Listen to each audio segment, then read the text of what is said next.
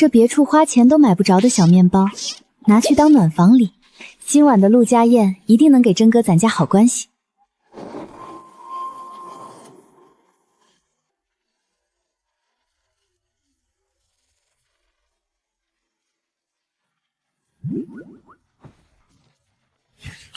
这是我媳妇儿。平日穿粗布都俊，今日这一身倒是衬得我媳妇儿更美了。我家媳妇儿怎么就这么好看？嫂子，这是你吗？我差点没认出来。怎么，不好看？不是太好看了。你平日穿粗布衣，我都快忘了嫂子生得这么俊。大哥，你都看呆了。收拾好了没？好了，就等你。衣裳给你放床头了，你先去换了衣裳。好歹是去同僚家赴宴，一身灰泼泼的终究不妥。关系再好，礼数也不能失了分寸。好，我这就去换衣裳。你好了没有？一会儿咱们迟到了。你急什么？我不得打扮的好看点儿，给你长长脸。这般靓丽出场，定会让所有人都羡慕沈风能有我这样的媳妇儿。老萧跟弟妹来了，拿着，我家媳妇儿做的新吃食，软心小面包，全边关独一份。弟媳可真厉害，几日不见又有新吃食了。弟妹这手艺真是绝了，上回那些吃食就馋得我心痒痒，这下能解馋了。陆大哥说笑了，不过是些家常吃食，你们喜欢就好。苏荷姐，你来啦！苏荷姐，我来给你引荐。这分别是陆百户的媳妇儿陆嫂子，杨百户的媳妇儿杨二嫂。陆嫂子好，杨嫂子好。哎呦，你就是苏娘子吧？我老早就听我家老陆提过你，说萧百户娶了个能干媳妇儿，今日可算见着真人了。弟妹如今在咱家蜀营村可出名了，我老早就想认识认识，一直没个合适的机会。他们唤我苏娘子，这世道嫁了人的女人哪有姓氏，都是谁谁媳妇谁谁娘。偏我这一声苏娘子，看来是在意料之外出了名。嫂子们太抬举我了，我也是初来乍到，多亏大家照应。从前在尚书府，苏荷姐虽话少，但却待我们这些下等丫鬟极好，从不像苏兰那般端着架子使唤人。如今我竟也嫁了百户，能常跟苏荷姐走动，倒是因祸得福了。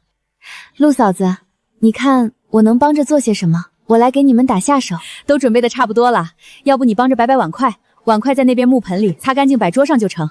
好，这是陆嫂子家的闺女，大妮儿4岁半，从小就懂事儿，家务活都干惯了。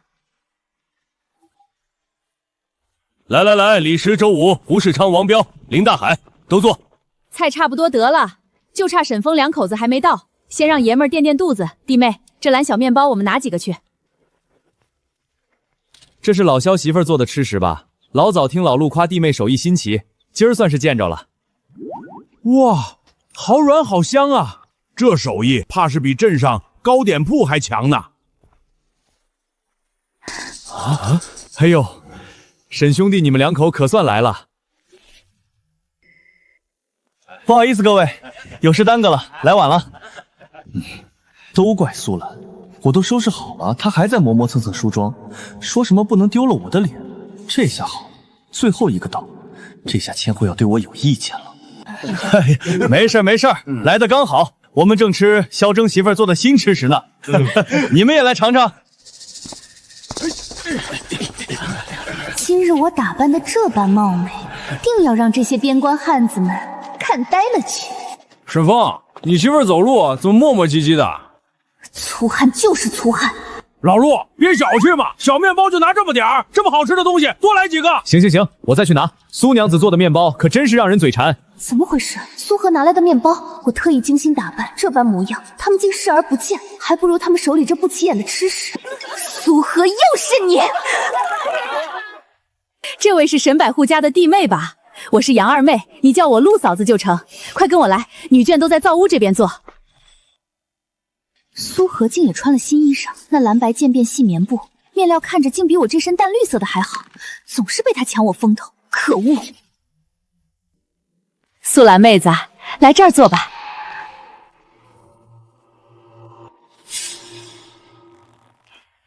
妹子，吃面包，这可是苏娘子特意做的。媳妇儿，人到齐了，上菜。来啦！哎呀，不好意思，我今日穿的新衣裳，不方便动手，得辛苦你们了。这衣裳可是我磨了沈风好久才给银子买的，还好上批货脱了手，虽没大赚，好歹没亏，否则我今日还能打扮得更好。没事儿，你坐着，我们来端。来，大家吃，这些都是我从老家带来的山货，给大伙儿换换口味儿。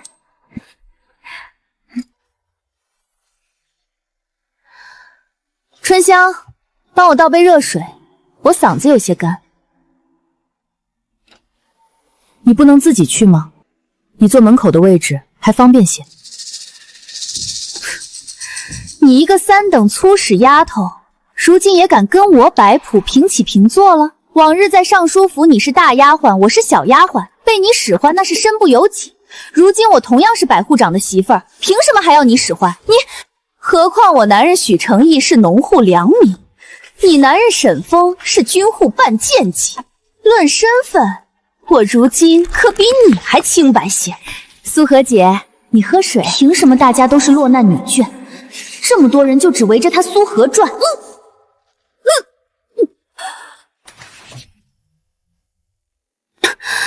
苏兰妹子，你这反应瞧着像害喜呢，莫不是有身子了？我生过2胎，这症状再说不过，10有8九是喜脉。我这可能吗？不过我月事确实迟了好几日还没来，前2日我就察觉了，特意寻了药铺大夫把脉，孩子已经1月有余。我刚进沈人家就怀上了，是实打实的进门喜，正好借此扬一扬我的福气。那竟是怀上了，妹子好福气。你如今可得千万仔细，头一胎最娇贵，切莫累着气着。算起来，你这还是个进门喜呢。那我这也算是赶了个好彩头。对了，苏荷妹妹、春香，你们俩呢？可有什么好消息？咱们3个差不同时成的亲，若有喜事儿，别藏着掖着，大家一同热闹热闹啊！生孩子这事儿急不得，该来的时候自然会来。装，继续装，你心里指不定多惊慌多羡慕呢，偏要故作坦荡撑场面。这苏兰妹子怎么事事都要拉上苏荷与春香相比？不管怎样，先恭喜苏兰妹子，这是大喜事儿。春香，麻烦你去堂屋唤一声我家夫君可好？我这心里实在着急，想现在就找个大夫瞧瞧才安心。借着身孕的由头，我就不信这昔日的粗使丫头还敢当众驳我面子。正好让沈风的同僚们也听一听这桩喜事。我去，你们今儿都是我家贵客，哪能让你们劳累？老陆，快别喝了！沈兄弟，你快过来，你家媳妇儿怕是有喜了，方才孕吐难受着呢。什么？我要当爹了！兰儿，你真怀孕了？你现在感觉怎么样？可还难受？我即刻去镇上请大夫，现在就走。别担心，今日是陆大哥、陆嫂子的暖房喜宴，不好因我扫了大家的兴，也不好劳师动众。要不咱们明日再去看大夫？媳妇儿，你真是太懂事了。方才又是干呕，又心慌要请大夫，闹得人尽皆知。如今人到了，场面也到了，倒开始故作体贴了，可不是嘛？合着方才那一番折腾，不过是消遣我们呢。恭喜沈兄弟新婚得子，天大的福气！往后可得好好照顾弟妹，咱们等着喝孩子的满月酒。好，谢谢大家。这才是我要的场面，万众瞩目，人人艳羡。我和萧征结婚这么久，他还从未提过孩子的事，但看他的眼神，多半是想要的。夜色黑，路不平，小心别摔着。这还是萧征头一回这般正经坦荡地牵我的手。怎么了？萧征，你想要孩子吗？我是异能者体质，怀孕本来就比常人难些，何况萧家日子刚有起色，我也不想此时要孩子。他若着急这件事，我们夫妻往后怕是要生分。其实对孩子我谈不上多想要。为什么？早年家里穷，吃不饱穿不暖，弟弟妹妹在床上饿得哭不出声，爹娘辛劳半日却养不活一家那无力的模样，我记得太深。再说咱俩新婚燕尔，我还想多享受享受这2人的日子，不急着添个第3者。分走你对我的温柔。那万一我迟迟怀不上呢？子嗣缘分，强求不得，该来便来，不来也无妨。咱萧家又不止我一个男丁，还有阿俊能传家伙。退一步说，就算阿俊日后也没有，还有阿月，无论如何都不是你一个人的责任。若是我这辈子都不能生，你也半点不介意？不介意。实话说，遇见你之前，我早做好了一辈子戍边孑然一身的打算。咱戍边将士日日身处险境，连自己的命都掌控不了，何谈香火子嗣？怪不得当时你迟迟不选媳妇儿。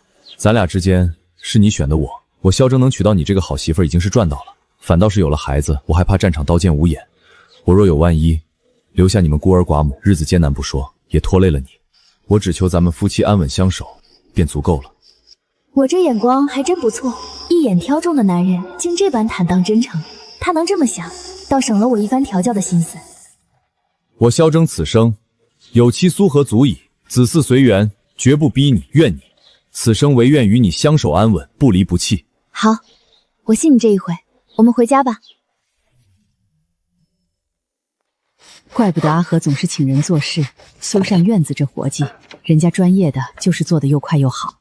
嫂子只管忙去，卫生间那头搭个尾，晌午前准能收拾利索。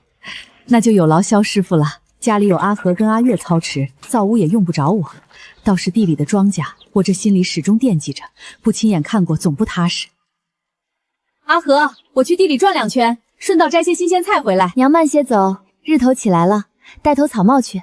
哎，我跟你们说啊，我家老大昨晚回来，把这消息一说，把我高兴的有一宿都没睡着。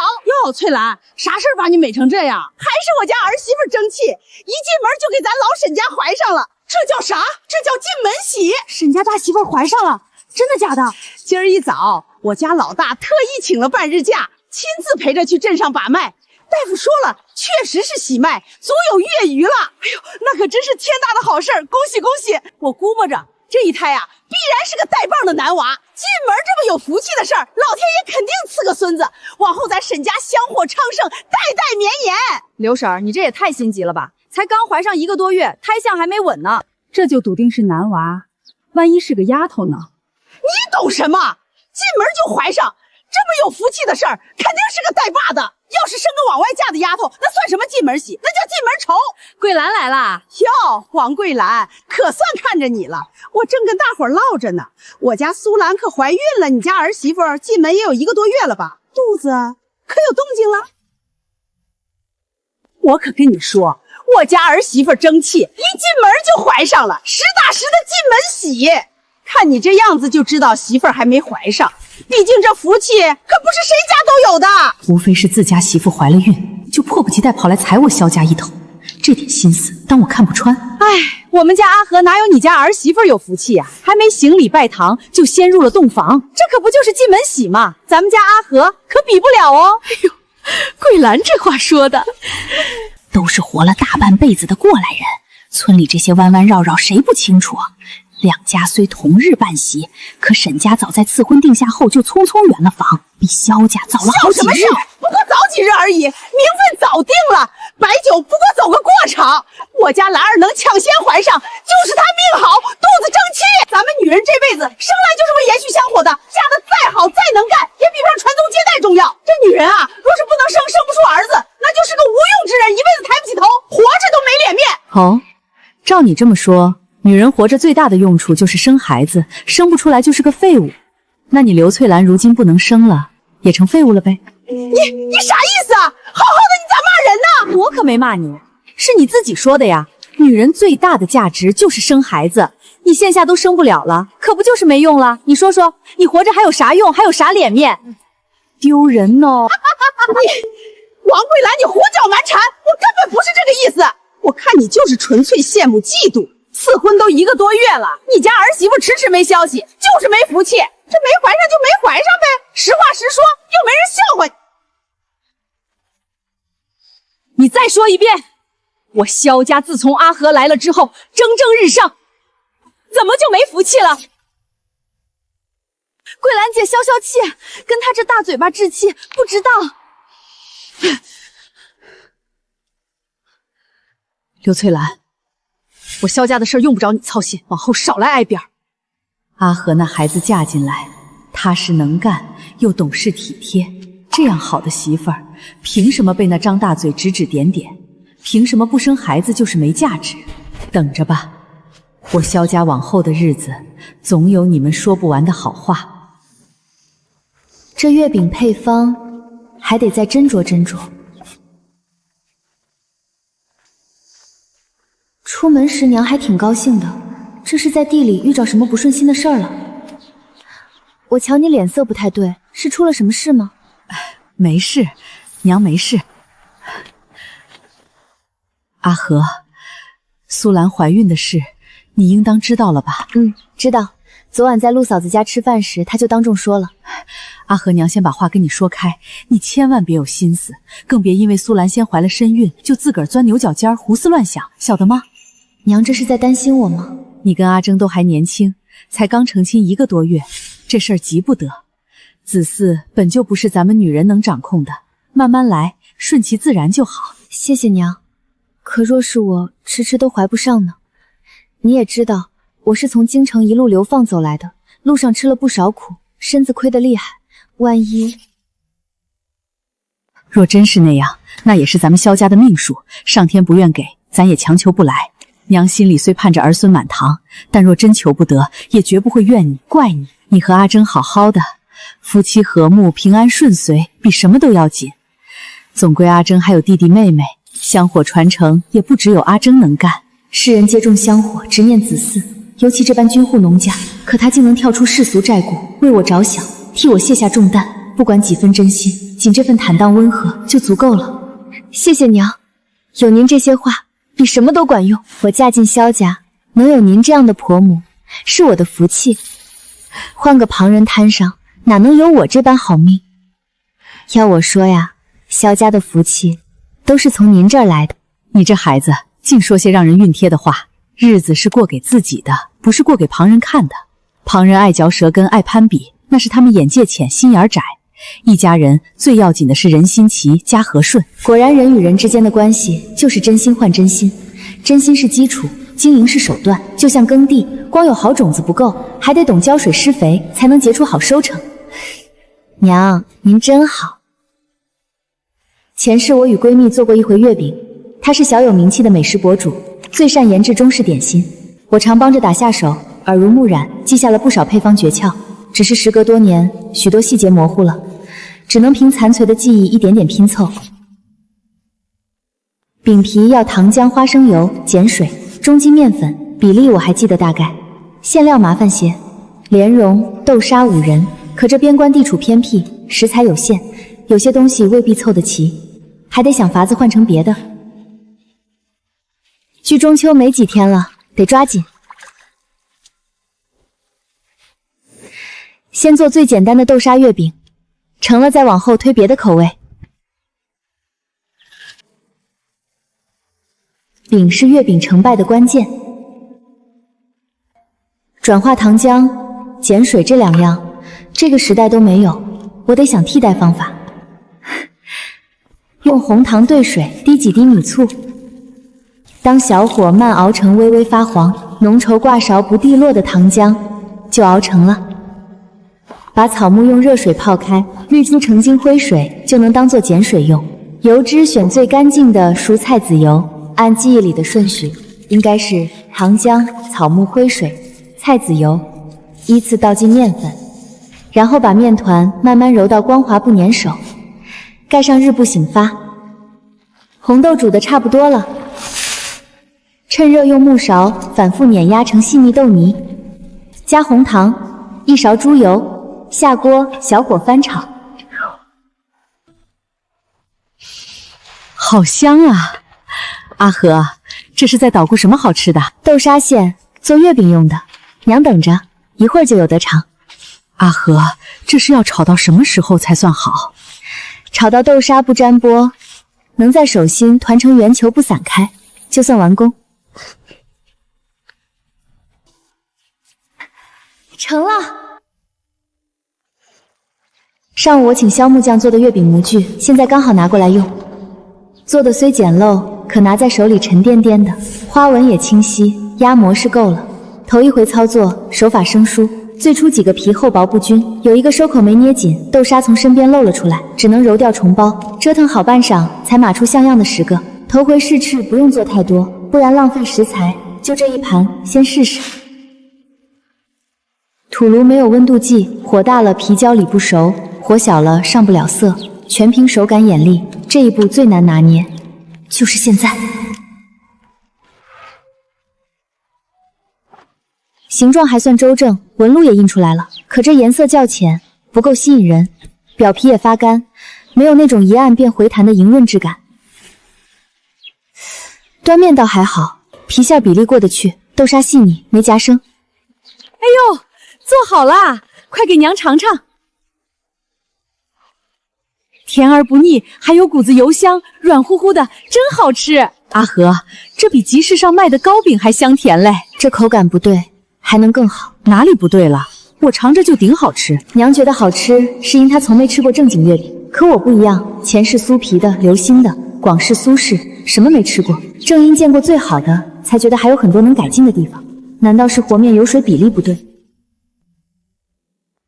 娘，这些您切一切，分给大伙尝尝吧。我还要接着烤，这批算练手，味道差些，不必多留。都分出去。等会儿还有。给阿月、红英、阿和还有我都留一个，剩下6个切成块，就端去给院里的帮工吧。我家阿和今日又烤了新点心，给大伙儿都尝尝。哎，这是啥糕点？真甜，里头是红豆沙，软乎乎的，好吃。苏娘子真是心灵手巧，连这般金贵的点心也会做。可不是嘛，这叫月饼，我家儿媳妇做的，你们可是头一批尝到的。不用想，定是嫂子又做新吃食了。嫂子，你做啥好吃的了？这么香。喏，月饼，吃吧，这次管够，随便吃。这月饼当初跟闺蜜一起做，明明觉得挺简单，怎么轮到自己独立操刀，就这般难了？唉，我又翻车了。真的，这些都能吃，不用分给别人。去洗手，埋汰玩意儿！刚赶完车，一身尘土，手都不洗就抓点心，弄脏了咱还怎么吃？我这就去，这不是嫂子的月饼太香了吗？这孩子也不知道家里维修的怎么样了，大部分都修缮完了，只剩饮水主管没收尾，这点尾活我跟阿俊来弄就成，没必要再多花1天工钱。快洗手吃饭啦！等吃完饭就带阿俊动工。开饭喽！啊，今晚的晚饭就吃月饼？对，就吃这个。咋的？给你吃这么精细的吃食，你还有意见不成？哪能啊，只是有些意外。把这么金贵的糕点当饭吃，咱家日子可真是好起来了。我下午练手做多了，这些还有些欠缺，可也能入口。这月饼又放不久，咱们得尽快解决了。没问题，再多我都不嫌多。常年行军打仗，连土都吃过，这豆沙月饼软糯甜香，是当真的好吃。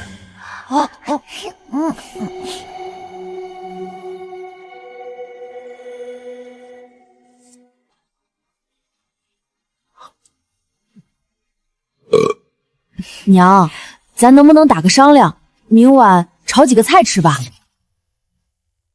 吃不完，根本吃不完。我光是看着这月饼就饱了，我竟也有吃腻糕点的一天。我看你就是身在福中不知福，咱才脱离吃不饱的日子多久？你就嫌这嫌那了。从前吃糠咽菜你全忘了，有这么好的东西天天吃，你该知足。其实我也吃不下了，早知道听阿和的，挑些送邻里。辛苦大家连吃了好几日月饼，放心，明日起就不拿月饼当正餐了。嫂子，你别这么说，是我的错。而且基本的几款月饼我已经复刻成功了。真的？真的。在成功复刻豆沙月饼后，我算是彻底摸清了这套土法烤制的特性。如今已稳稳做出3款成熟口味：经典豆沙、醇香五仁，还有咸蛋黄。咸蛋黄这款最费心，咸鸭蛋金贵，是让阿俊他们跑村卖货时特意收来的。蛋黄要烤到表面冒油，切开断面呈红油亮才算合格。五仁头回败在火候上，底部微糊，第2次便一举成功。如今食材、配方、火候全部磨合完毕，接下来就是正式烤制中秋送礼的成品了。村里关系好的几家，村长、沈书办、赵婶子这几家不能少。婆母的娘家王家虽隔着20多里路，却是正经的好亲戚。当年萧家最难时，还送过吃食济济，这门亲得好好走动。最要紧的是军营这头，阿征的9位百户同僚，下边的总结外加千户长，一一算下来，份数也不少。至于更高的上官，眼下贸然走动，反显刻意，不如先把身边的关系梳理稳了。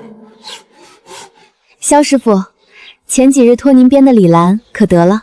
哈哈，得嘞，照你画的样子编的，你瞧瞧合不合意？好手艺。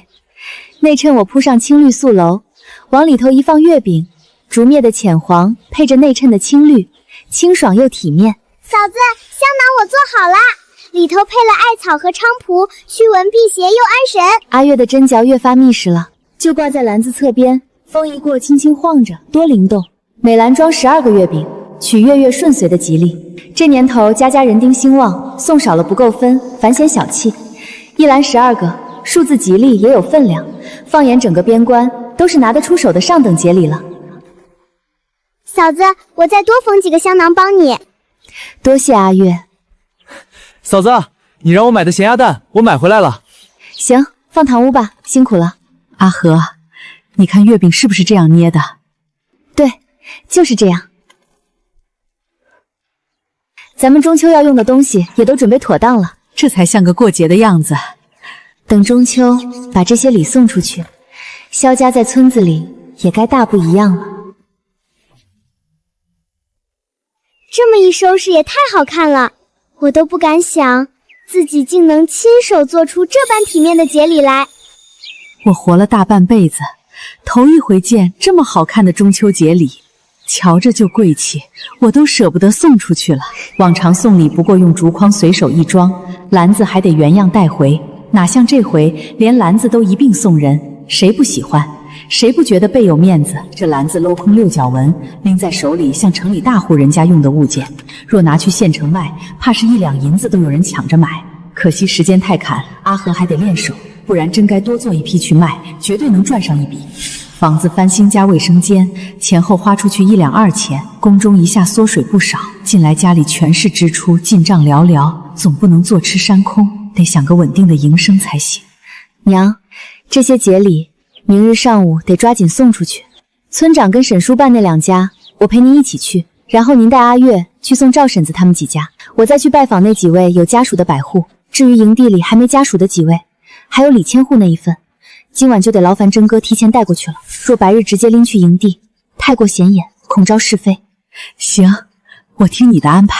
嫂子，那我呢？等你大哥回来，你便跟他一同出门送礼。明日你就在家守着，免得有邻里亲友登门，家里无人经应。好嘞，我就喜欢干嫂子安排的事儿，做起来心里踏实，还能实实在在为这个家出力，证明我不是个吃闲饭的人。这么一倒腾，竟这般精致，若非亲眼所见，谁想得到这般物件出自边关军眷之手？说是京城大户定制的节礼，怕也有人信。媳妇儿，你这双手真是能点石成金。先别急着夸，正事要紧。这5个是给营地几位单身兄弟的，这2个是给李千户的。2个？对千户长，自然不能与同僚送的一样。月饼都是12个，另一个篮子我装了2罐酱蒸，2包果脯，还有1包8个装的奶香小面包。还是娘子考虑的周到。李千户毕竟是你的上级，礼数不能与同级一概一论，送的一模一样，反显敷衍人家。对等是分寸，优待是敬重，既不谄媚又凸显身份，便是旁人知晓也挑不出错处。阿军，你在这守着骡车，我去就回。诸位中秋快乐！这是我家娘子给各位做的一些点心，不成敬意。我的天，这节礼也太精致了！老萧到底娶了个何等聪慧灵巧的媳妇儿啊！这媳妇儿也太能干了！我活这么大，头一回收到这般体面贵重的中秋礼，苏娘子也太贴心了，这下可真是吃人嘴软。往后再不好意思随口调侃老萧了。大哥，千户老爷住的地方就是不一样，这门楼比咱们村长家还气派好几分呢。你在外头守好骡车，莫要乱走乱看，惹人闲话。晓得了，大哥，我就在这儿等你。萧百户来得正好，大人刚用过晚饭，您先到前院厅堂稍后，我这就替您通传。有劳。边关千户品级不低，居所皆是规制整齐的2进院落，前院待客，后院起居，格局开阔清静，远比寻常军户斋院气派。萧百户，请先落座，我去叫千户大人。劳烦您通报了。阿和出身尚书府，锦衣玉食惯了，却肯跟着我到这苦寒边关。他从未抱怨半句，反把日子过得有滋有味，还处处替我周全体面。这样好的媳妇儿，我不能让她一辈子只守着一方土院，我定要勤勉练兵，多立战功，步步晋升，早日挣来这般安稳体面的宅院，让她与一家人都住得舒心，再不必受半分委屈。大人，小征，你这会儿过来可是有要紧事？无要紧事，就是送一点东西。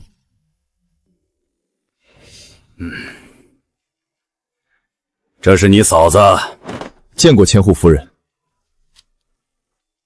你们忙，我还有事先走了。千户夫人且慢，我此番登门并非军中公务，明日便是中秋，家中内眷做了些新式月饼与点心，品类新鲜，特意让我送来，给二位尝个新鲜，聊表心意，还望千户与夫人不嫌简陋。这篮子是竹编的，我从未见过这般别致的点心与竹篮。小征，你家夫人当真是心灵手巧，聪慧过人。这竹篮是内眷琢磨的样式，托木匠编的镂空款，透气防潮，专门盛放点心，用完还可做日常收纳，好看又实用。这糕点竟比京中铺子里卖的还好。你替我带句话，多谢你家夫人的心意，这份节礼我喜欢得很。夫人喜欢便好，这竹篮用完还能成针线杂物，夫人只管留着日常使。小征，你这媳妇儿娶得好，有这般贤内助操持后方，营里那些事儿我也能放心交给你。也多亏了当日大人的成全，属下往后必当勤勉用兵，不负大人栽培。那么属下就先行告退了。往日我只当萧征是个勇猛善战的粗人，只懂凭蛮力的莽夫，悍不畏死，却没什么细腻心思。如今看来，倒是我看走眼了。你那是以武论人，自然看不见旁的。夫人这话是何意？你瞧这节礼，月饼是新鲜口味，竹篮是新鲜手法，连香囊里我都闻着有艾草与菖蒲，驱蚊安神，一举两用，处处是心思，却不显刻意，让人觉得妥帖，又觉得惊喜。这分寸岂是寻常家眷会有的？你意思说，萧征他媳妇儿不简单？何止不简单，萧征能有这般长进，半是家中贤妻的功劳。取得这般通透能干的媳妇儿，在前方替他撑着，让他前方无后顾之忧，还有人替他打点人情，他想不上进都难。我随你来边关2年，那些百户家眷从不敢主动与我走动，萧征媳妇还是头一位给我送节礼的家眷。从前我总觉是在单打独斗，如今看来，倒是可以培养培养了。军营之中，勇武之人比比皆是，可既有身手又懂分寸、家风端正、行事稳妥的人，却极为难得。今日这一篮节礼，不贵重不张扬，却最见人心见人品，这样的人堪当大用。往后练兵领队的差事，可以多压些在他肩上，历练历练。你心里有数便好。我瞧啊，这萧征夫妇日后必成气候。夫君，我瞧这篮子别致，月饼也应节，不如给将军家也送一些去，也算讨个喜，替你在将军跟前露个脸。可，我看行，就依夫人的。哎呦，是阿和与桂兰妹子来了，快进屋坐，我给你们冲糖水去。秋菊姐，今日中秋，我家阿和琢磨出一种新式吃食，叫月饼，3种口味，特意送一篮来尝尝鲜。哎呦，你说你们咋还送起礼来了？这篮子做的这般精致，劳你们破费了。你们这么客气作甚？咱们都一个村的。村长，您这话才见外了。平日村里大小事务，您从来尽心尽力，处事公允，招工统筹，田地耕种，邻里调解，事事周全。我们一家敬重您的为人，这不过是一点微薄心意。村长，我刚瞧您一直愁眉不展，是有什么困扰吗？还能是什么？都是军屯粮闹的。今年旱涝不均，咱整个军户村收成少了30%，再过几日就要去卫所上缴屯粮，1分不能少交。可这足额粮一交，家家户户的口粮就所剩无几，人口少的军户怕是撑不到明年开春。村长，您别急，我家地里后头种了些新种子，其中一种叫荞麦，最是耐旱耐贫瘠，寻常旱地就能扎根，不挑水土，只需70天便能成熟收割。你说的是真的？真有这般短周期好养活的粮食？自然是真的。先前种子太少，我想着先试种一批，多留些种子，乡亲们亲眼瞧见了也更容易信。好，苏娘子，你这是帮了咱全村的大忙了，叔替全村老小好好谢谢你。越是艰难，越要守望互助，彼此扶持。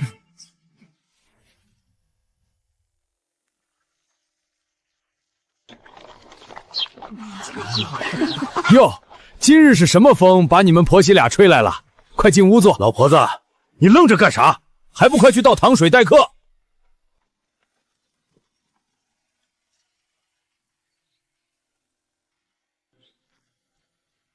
哎呦，这么客气作甚？萧家如今行事真敞亮，万幸当初招工时我没摆架子刁难，不然今日就收不到这份体面节礼了。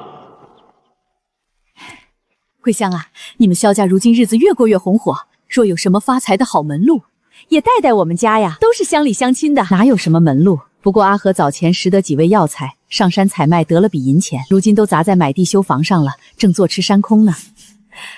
桂香婶子，我早听说弟妹手艺极好，这月饼这般稀奇好看，能教教我们怎么做吗？学会了也能做给自家人吃。是啊，婶子，都是邻居，互相帮衬嘛，教教我们呗。不好意思，我们家不收徒，秘方概不对外传授。这配方与寻常方子不一样，就算告诉你们，你们也做不出来。工序繁琐，火候全凭手感，家里没器具没经验，拿到方子也是白搭。都闭嘴！人家好心上门送节礼，你们反倒打探思路，讨要秘方，像什么样子？实在对不住，家里妇道人家眼界窄，嘴碎，你们别往心里去。没事儿，沈叔办，着实是技艺特殊，无法外传，还望海涵。呸！见我们日子好过一点，就想扒上来偷学，脸皮也太厚了。娘，别气，树大招风，日子渐好，注定免不了旁人窥探，守住本心便是。走吧，春香家、陆家还没送呢。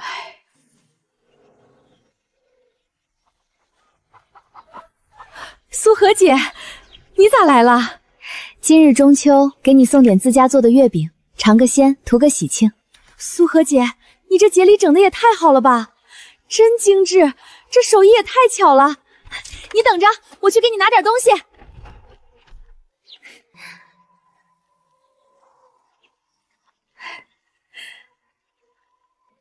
今日中秋，给嫂子送点月饼，3种口味，你们一家人尝尝。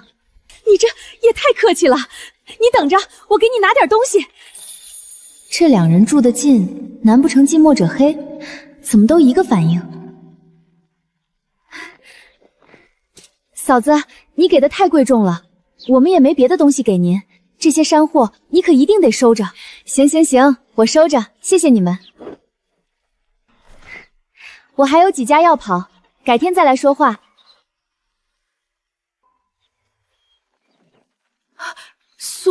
苏娘子，今日中秋，做了些月饼，给2位嫂子尝尝，也是一点心意。平日多亏你们2家总齐照应。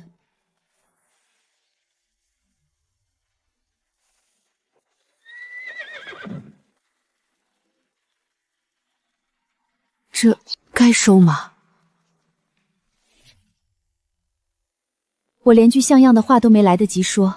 苏娘子为人真好，咱们2家平日也没帮上什么，她却记挂着，还亲自送上门来。不怪萧家的日子越来越红火，这般周到懂礼又不摆架子的人家，走到哪儿都招人敬。往后萧百户但凡有差遣，咱们男人可得尽心。同营百户都送了，连2个总齐家都送了，总不能独独跳过沈家。虽不想搭理苏兰，可明面上的礼数还得周全。前些日子偷学萧家饰品，跟风摆摊，这苏荷怕是来算账的。今日中秋，我替我家男人来给沈百户送份节礼。哎呦，小家媳妇儿来了，快进来！这篮子别致，还挂着流苏香包，一看就费了心思，里头东西定然好。今日家中什么节物都没备，来的正是时候。苏荷妹妹有心了，我如今怀了孕，身子娇贵，家里琐事也顾不上了，只能歇着。你嫁进萧家也有些日子了吧？怎么还没动静呢？女人这一生终究还是要落地生根，开枝散叶才算圆满。你当真觉得女人的价值只在于生孩子、传宗接代？从前大小姐教我们读书识字，学规矩练手艺，难道只是为了让我们日后给人生孩子？她是盼我们习得一身本事，哪怕孤身一人也能立足于世，不必依附谁活着。我从未想过与你争抢什么，我有自己的日子要过，更广阔的天地要奔赴。我的价值从不需要嫁人家生子来证明，远不止相夫教子这一条路。愿你往后的日子都能过得顺遂，你好自为之，咱们各自安好吧。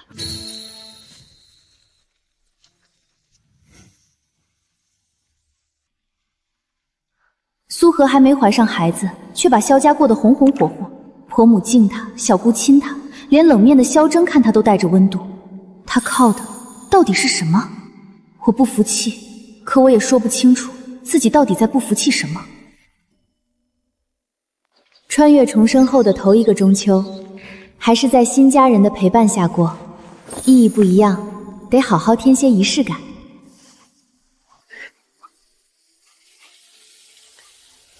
嫂子，这个好香啊！等会儿更香。今晚赏月，得提前备下赏月的果干，再熬一壶花果饮。月色将圆，佳人将归，烟火寻常，岁岁安然。这便是我心中最圆满的中秋光景。往年中秋不过草草一顿粗饭，冷清寡淡。可如今，我这个家真的彻底不一样了。萧征，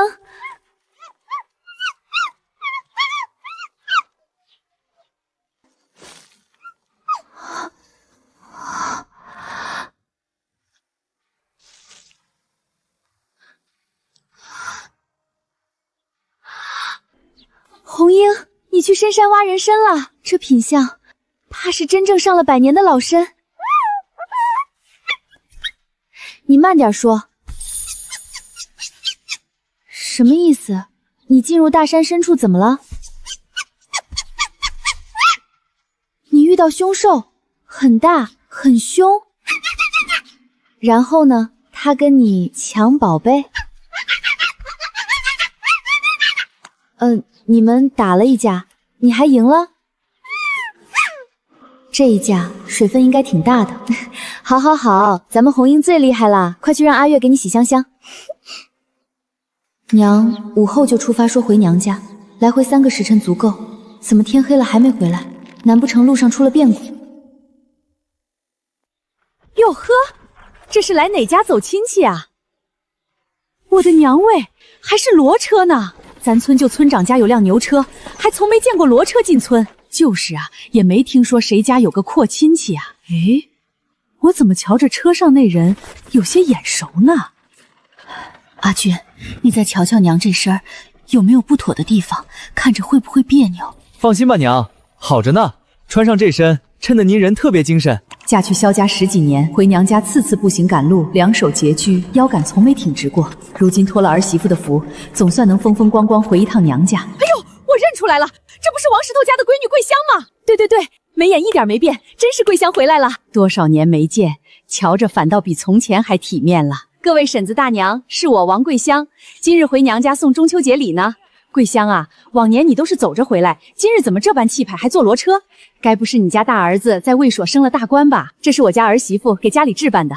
各位婶子，我还赶着回爹娘家里送节礼，改日得空再跟大家好好唠嗑。来萧家是真发达了，又是新衣裳，又是骡车，这日子可不一般了。桂香这也算是苦尽甘来，熬出头了。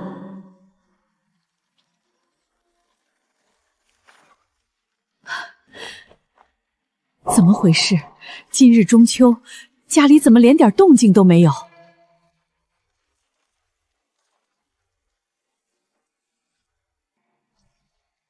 小姑，满仓，怎么是你开门？你爷爷奶奶呢？家里怎么静悄悄的？小姑，家里出事了。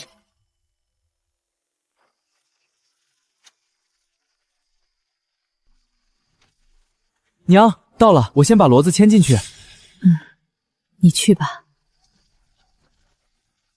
娘，怎么回来这么晚？是路上不顺，还是出什么事了？说来话长，不急，咱们先进院，坐下来慢慢说。这还是我住了大半辈子的院子吗？往日过节，连件像样的物件都置办不起，冷清得很。如今不过是阿和用心操持，竟就有了这么浓的节味。原来过节从来不在家底轻薄，全看有没有人用心惦记。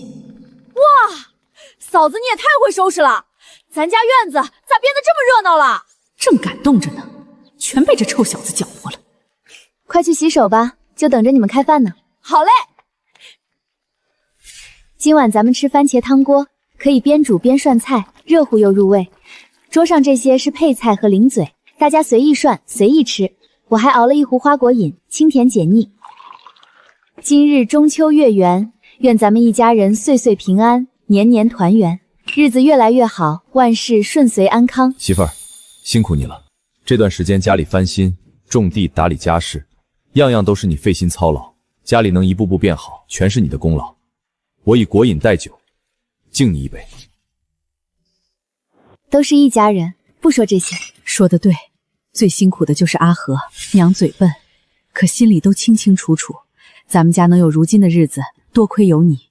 往后你做什么，娘都支持你，只管放手去做。谢谢娘。我也支持嫂子，嫂子做什么我就跟着做什么。还有我，嫂子以后有事儿尽管吩咐。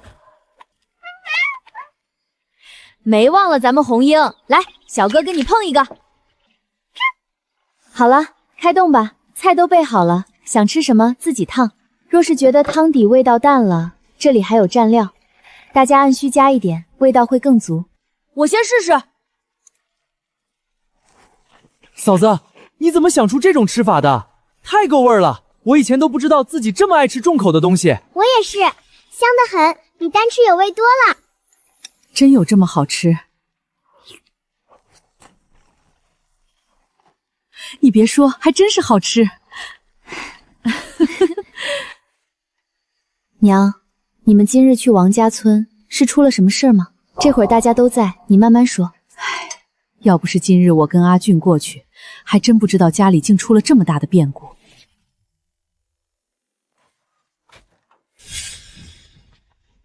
爹娘，小弟，到底出什么事了？大哥怎么受伤了？他人在哪儿？香，你怎么回来了？二姐，你咋这时候过来了？你是听说你大哥出事，特意赶回来的？我是来送中秋节礼的。刚进门听满仓说大哥受伤了，他人呢？在里屋。你快去看看你大哥吧，他都昏迷3天了。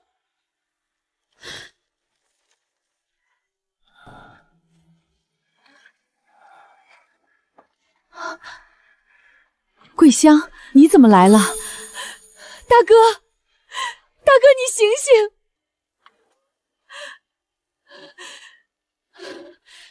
阿俊，把车上节礼全搬下来，满仓进去把你爹背出来。娘大嫂，找床后旧被子垫骡车上。二姐，你这是干啥？干啥？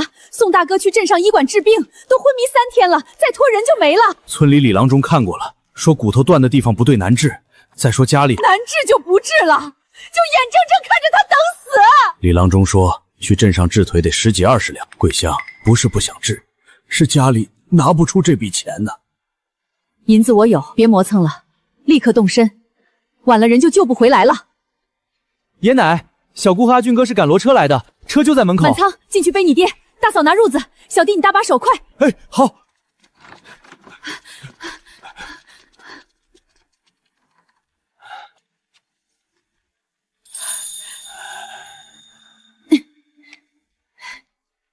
小弟，你跟满仓都上来，咱们去边关镇的济安堂。大夫，这边有病人。病人在哪儿？在车上，昏迷着，快！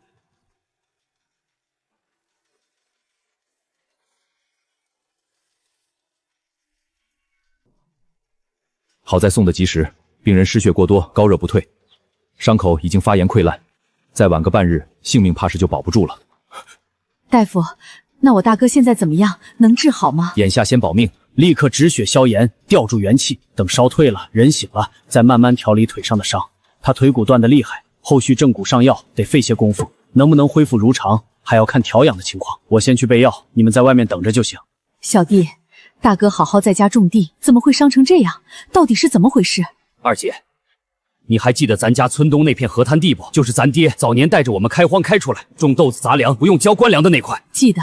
怎么了？这块地被镇上的张地主看中了，他家在官府有人，还买通了村里的李正，私改地界，硬说那片地是官地，要收归他家所有，还要咱们交私租。这些年，他们靠这法子强占了不少地，谁家敢反抗就收拾谁。大哥性子直，看不得自家糊口的地被抢，便上前同他们理论。结果那些衙役和张家的打手根本不讲理，当场就动手了，一棍子砸在大哥小腿上，骨头当场就断了。那官府呢？就没人管？李正收了好处，反咬一口，说大哥抗拒官府，辱骂公差，还说咱们要是敢报官，就把全家抓去坐牢，还要咱们赔什么冲撞损失费。家里本来就穷，又怕惹上官司，只能在家熬着。这也太欺负人了！光天化日强占田地，动手伤人，还有王法吗？先给大哥治病，人保住了，别的事咱们慢慢算。唉，事情就是这样了。要不是今日回去，我还真不知道你们舅家出了这么大的事儿。好在啊，这次回去得及时，再晚一步，后果不堪设想。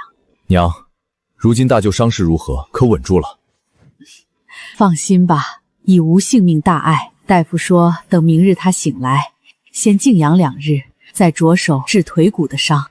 那明日我们一同去镇上医馆探望大舅，正好今晚炖了骨头汤，明日一并烧过去。大舅刚醒，吃不得硬食，喝点汤补补身子正好。阿和，你有心了，我替你们大舅谢谢你。娘，你这就外道了，咱们都是一家人。不一样。倘若没有你，我纵使有心救人，也拿不出半分银钱。今日又怎能救得了我大哥？娘这是打心眼里感激你。娘，这都是大家一起操劳出来的，不算什么。阿和，今日你大舅治病花了8两，这些钱我出了6两，剩下2两是阿俊拿私房补的。这事儿娘没提前跟你商量，擅自做主把钱花出去了。但你放心，这钱你大舅他们定会慢慢还，就当是借他们应急的。嫂子你放心，要是舅家还不上，这笔钱我来补，绝不亏了家里。我还有8两私房，先用我的，不够我再多做些手工活。娘，你做得对，舅家与我们有恩，至亲受难出手相助是分内之事，我们3兄妹绝无异议。阿和信你才把钱交你管，你不必多虑，剩下的费用我来想办法，绝不会袖手旁观。娘，您真的多虑了，宫中的钱您掌管着，自然有权支配，我没有半点异议。这是一家人的积蓄，不是我一个人的，大家都没意见，我更不会放在心上。明日咱们一起去镇上探望大舅，多带些吃食，总比外头买的熨帖。好，让阿俊顺道去王家村报平安，再捎些日用过来。好嘞。媳妇儿，谢谢你，欠你的我来还。这男人莫不是在愧疚，觉得娘家的事连累了我，让家里的积蓄打了水漂，他作为长子担着责任，却让我跟着受委屈。这男人也太爱多想了，萧家一家人都太实在，事事顾及我的感受，唉，反倒弄得我要挨个宽慰，实在累人。那你打算怎么还？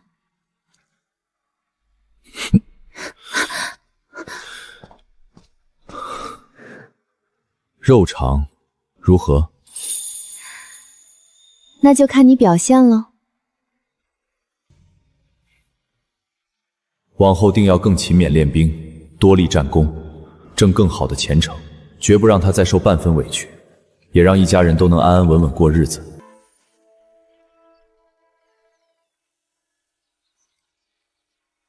今日若有什么事，便让阿俊去营地传话。知道了，你去吧。辛苦你了，我走了，照顾好自己。早去早回。娘，嫂子阿月，都上车吧，咱们出发了。哎，来了。走喽。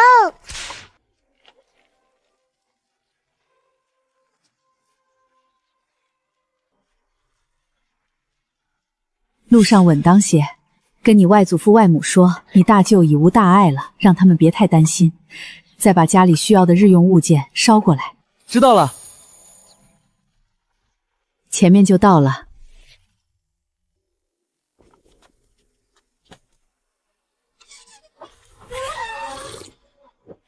小姑，二姐，你们来了。大哥怎么样了？没什么状况，一晚上挺安稳的。大夫昨夜来看过，说稳住了，今日应当能醒。那就好。小弟，满仓，这是阿征的媳妇儿苏荷。小舅，大表哥，安好。好，阿征媳妇儿好。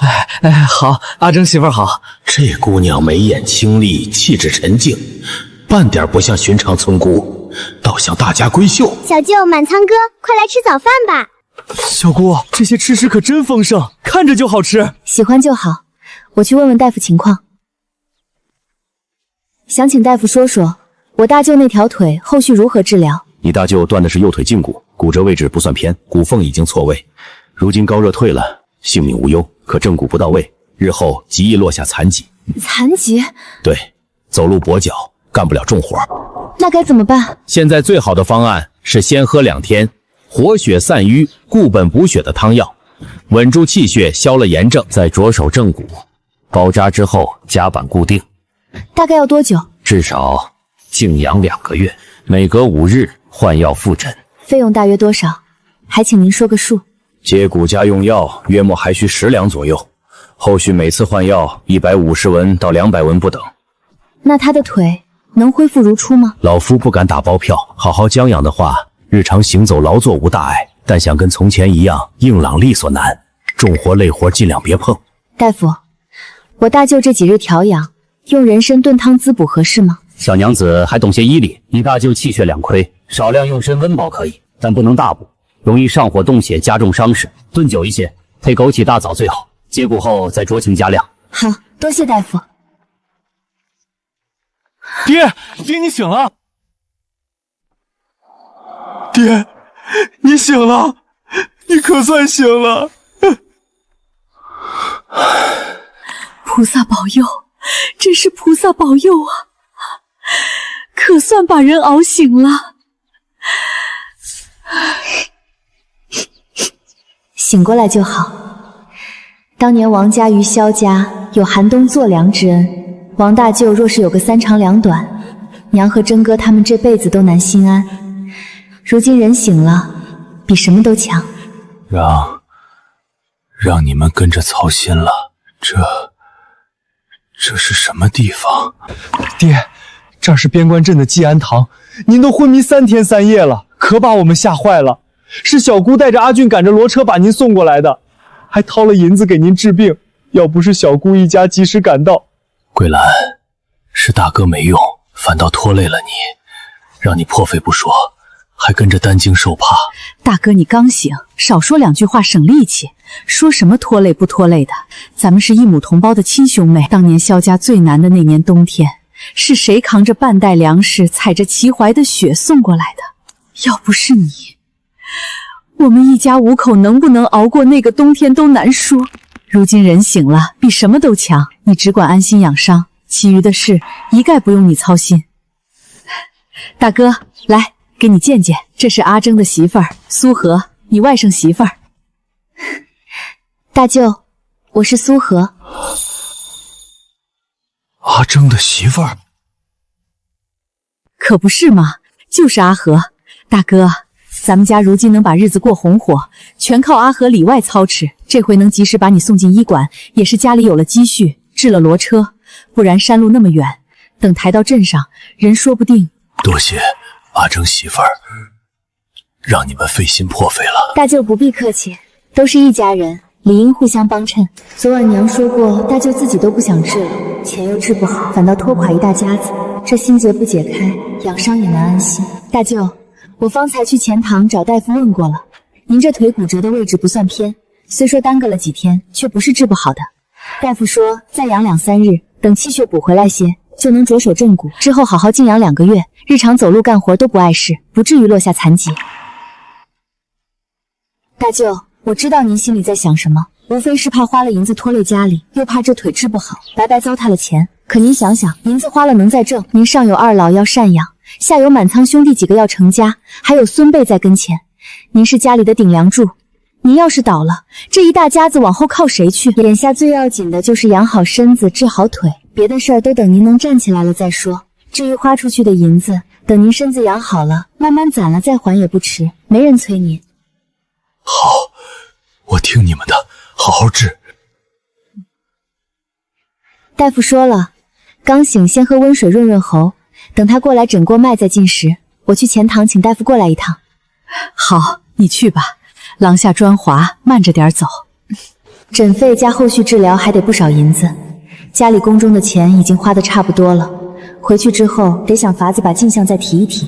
不过这些都不急在今日，今天人醒了，就比什么都好。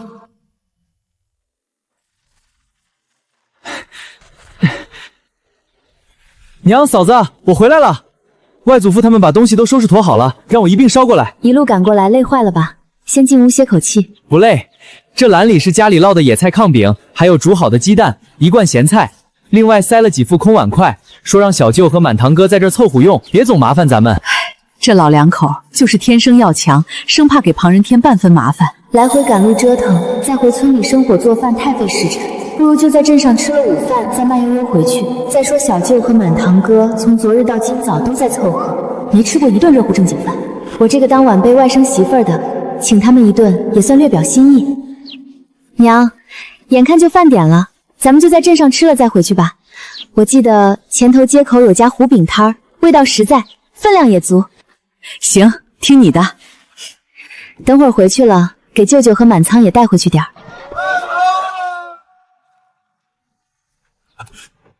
这怎么好意思？我跟满仓还不饿，真不用管我们俩。小舅客气什么？就是街口小摊上的寻常吃食，不值当什么。大家都饿了一上午了，快趁热吃。磨磨蹭蹭干什么？让你吃你就吃，哪来这么多客套话？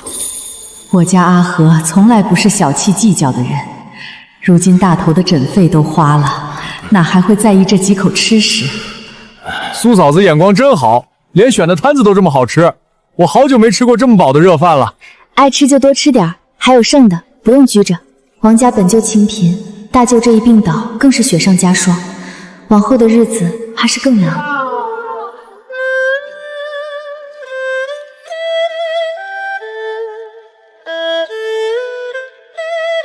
二姐，这是家里凑出来的银钱，暂时就这么多了，你先收着。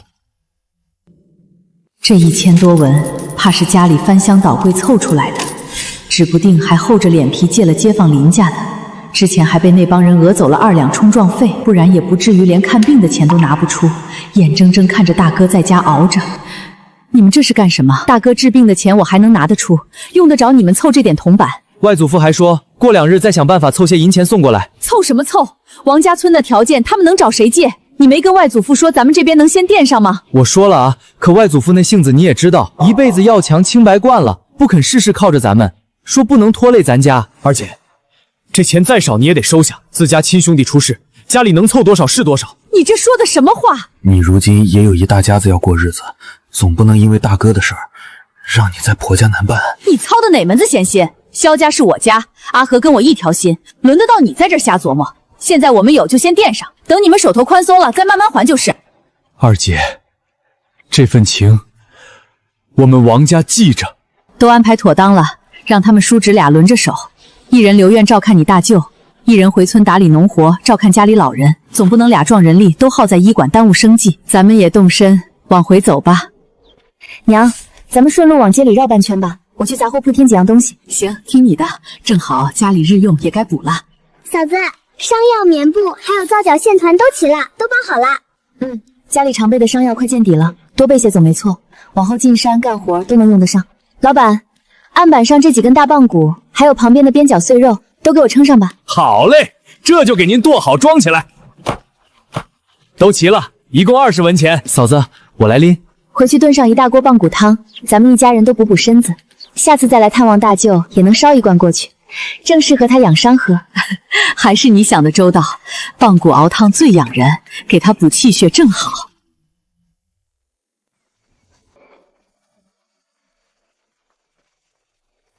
娘，我把东西先收进柜子里。哎，我去把骨头泡上，晚些时候炖汤正好。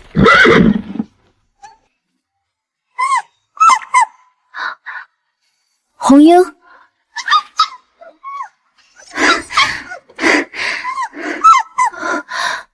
怎么了？这是急成这样？松嘴，你先松开。我知道了，我自己会走。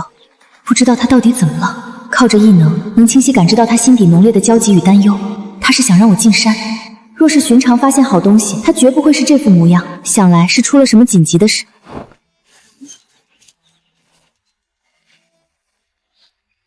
娘，我跟着红英去一趟山上。哎，去山上？这都什么时辰了？天黑前能回来不？这是咋了？这么急匆匆的。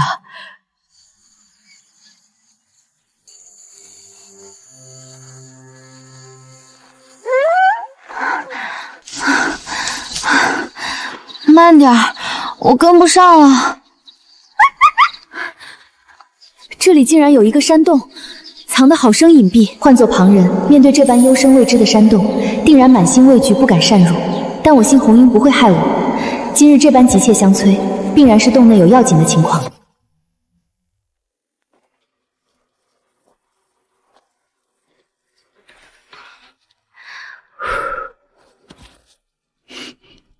不对劲，有血腥味。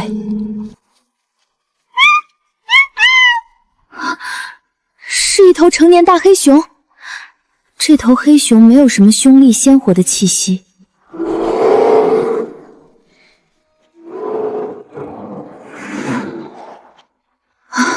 可算晕过去了。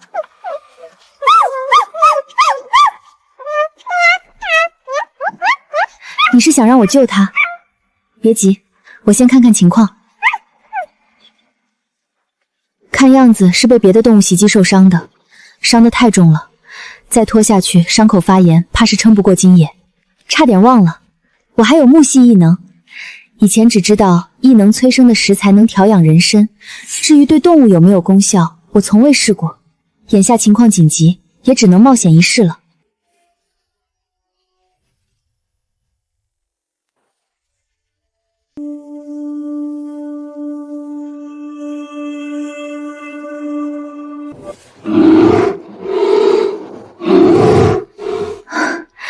还好，能稳住伤势。好在出门都带齐了，清水囊、外用伤药、干净素帕，还有粗布。忍着点儿啊，我轻些擦，不把脏东西清干净，伤口该发炎了。倒是出奇的温顺，想来是有你在边上守着，他才这么安分，半点不挣扎。山里条件简备，没有专门的无菌绷带，只能先凑好用了。这粗布软，不会勒得太疼，也能把帕子固定住不滑落。总算包扎完了，血已经止住，伤势也彻底稳住了，暂时没性命之忧。这是你的小伙伴吧？放心，他伤势稳住了，只是后续还得再观察换药。这样啊，原来昨晚你带回去的那株百年老参，便是从他手里赢来的吧？深山岁月，估计他算得上你少有的玩伴了。虽说总被你嫌蠢笨，却最乐意听你使唤，也算是你的一个跟班小弟了。那你知道他是被谁伤成这样的吗？原来是这么回事。正午，这个大黑熊遇上抢猎物的猛虎，他偏不肯退，就打了起来，暗中偷袭抓伤了他，只能带着重伤逃出来。也幸好红英懂事，见他伤得厉害，立刻就下山找我来了。这深山腹地还真是卧虎藏龙，猛兽争斗，灵兽相伴，处处藏着奇遇与凶险。你就在这里守着你的小弟，我去洞口周边转转，采些药材回来。我就在附近不走远，若是你小弟有任何异动，你便立刻出来寻我。这里草木气息远比山脚浓郁几十倍，如果之后旱灾真的蔓延影响至边关，这处大山倒是边关百姓们的后路。这山里藏的好东西还真不少，是滇冲楼，俗称七叶一枝花，清热解毒、消肿定惊最是管用。长到这般大小得数10年，可是药铺里的名贵药料。那边还有几株紫花玉竹，根茎肥厚，药性足，滋阴润燥，调养体虚再好不过。岩壁上居然还有铁皮石斛，滋阴济本，修复内伤，可是极稀缺的滋补药材。山西石缝里还有几丛黄连，清热去火，消炎解毒，正好后续给黑熊配药，家里也能留着备用。乌天麻，还是3株品相这么好的上品，通体乌黑，纹理紧实，药铺都重金难求，最治体虚内伤，经风救伤。这下可真是发财了，不虚此行。别急别急，是大黑熊醒了对不对？走，咱们这就回去。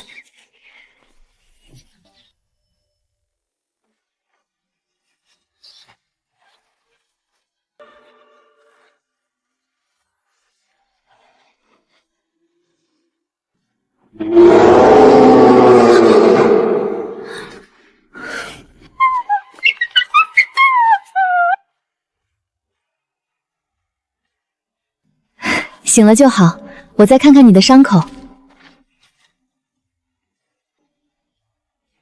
已经没有大碍了，后续再换2、3次药，静养几日便好。只要这几日不剧烈打斗奔跑，伤口就能慢慢愈合。好家伙，这模样跟娘婿阿俊简直一模一样！小心！这黑熊脑袋比我整个人的腰还粗。实打实撞上来，我今天怕是得横着出山洞。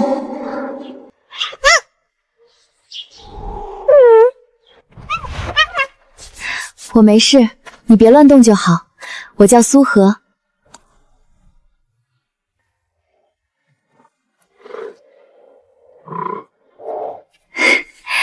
还挺乖的。红英，他想表达什么？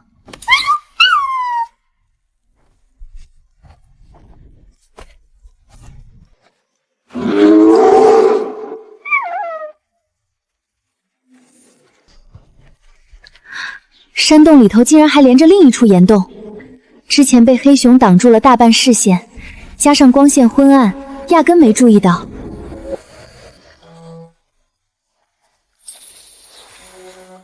竟然还有温泉！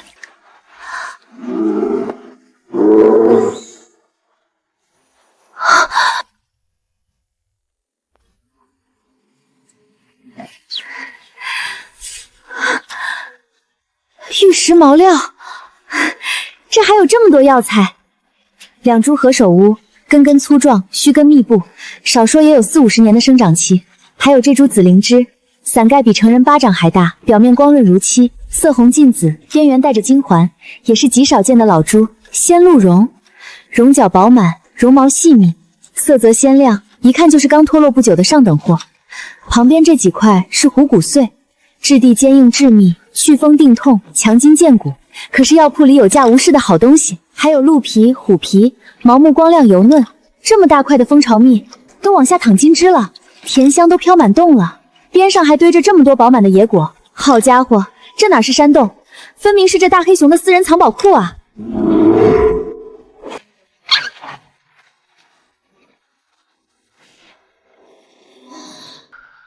真的，这些东西都任我挑，就每类各挑2样吧。药材拿1株何首乌，再带上这株紫灵芝，鹿茸挑2根品相最好的，虎骨碎拿2块备用。兽皮就要这张鹿皮，再取1大块蜂巢蜜。玉石的话，这块鹿暖黄光泽的大块拿上，再带这块泛青绿幽光的小的。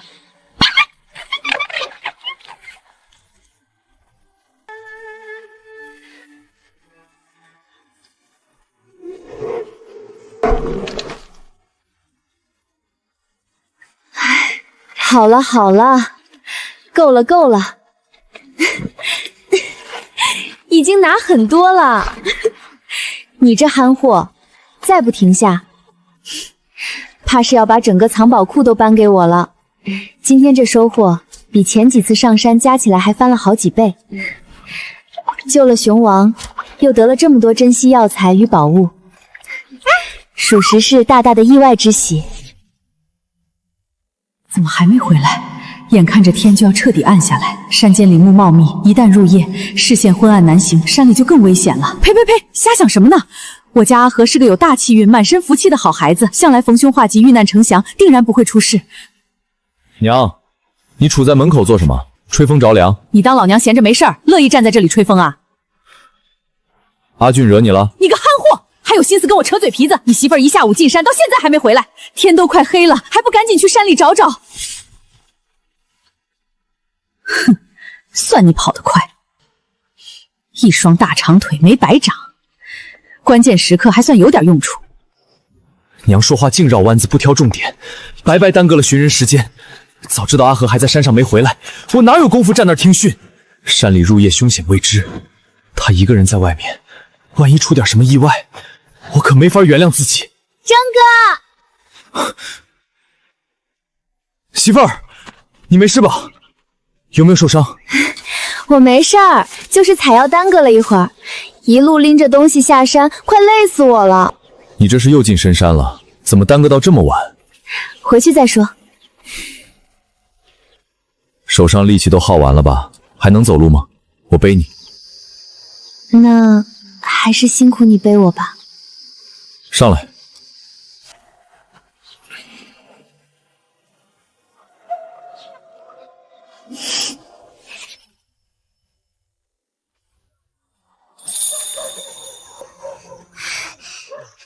回来啦！娘，大哥跟嫂子回来啦！这是怎么了？伤着了？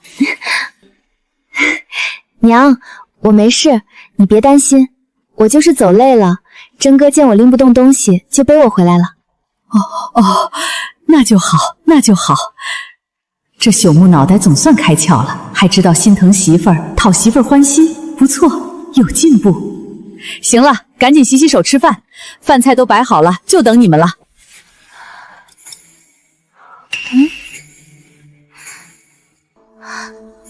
嫂子，红英呢？红英不是跟你一起上山了吗？怎么没见她回来？对呀，我说怎么总觉得少了点什么，光顾着担心你了，都没想起来这茬儿。是这样的，午后红英急着拉我上山，是因为她在山上有个玩得很好的小伙伴受了重伤，她自己没办法，就跑回来找我帮忙。小伙伴就是山里一头性子很温顺的野兽，跟红英玩得很好。我去了之后，给她处理了伤口，上了药，包扎好了，暂时没什么大碍，就是还需要观察2日。那野兽感念救命之恩，就把自己积攒的不少珍藏好物送了些给我当报答。野兽有什么宝物？紫灵芝、何首乌、鹿茸、虎骨、玉石毛料，还有蜂巢蜜。啥？紫灵芝、鹿茸、虎骨，还有玉石。嫂子，你再说一遍，我没听错吧？是真的，东西就在篮子里放着呢，你们自己看。做人怎么如此艰难啊！我竟然还比不上一头山里的野畜富有，人家随随便便从窝里扒拉几下，就是紫灵芝、鹿茸、玉石。怎么样？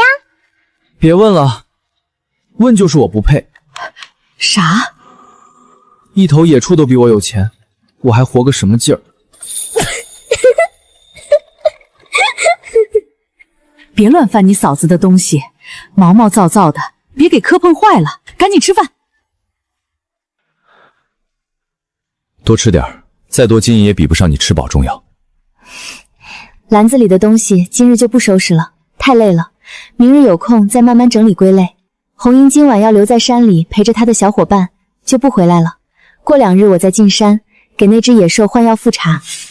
今日我已向千户告了假，明日去镇上积安堂看看大舅。他这次重伤遇险，于情于理，我这个做外甥的都该亲自去探望一趟，以表心意。应该的，你去吧。这次王家无端被讹，大舅重伤遇险，根源都在那个张地主身上。对方仗着有钱有势，勾结地头恶人欺压乡里，这般老练手段绝非初次作恶，此事绝不能草草了事。我得暗中打探清楚张地主的底牌，知己知彼，才能杜绝后患。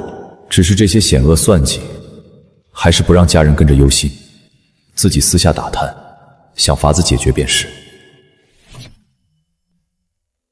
明日我再炖一罐参汤，你正好带过去。大夫说可以少量温补，正好家里有现成的滋补药材。阿和，你那可是人参啊！娘，我手里已经收了好几株人参了，既然有多的，没道理不给自家人用。而且大舅刚重伤苏醒，身子极度疲乏，根本承受不住大补，我就用几根人参须炖汤温补，刚刚好，不会虚不受补。好，参须就足够了，能有参须滋补就已是很好了。阿和，娘替你大舅谢谢你，我都不知道该说什么好了。我跟真哥是夫妻，那大舅也是我大舅嘛，一家人不说两家话。好孩子。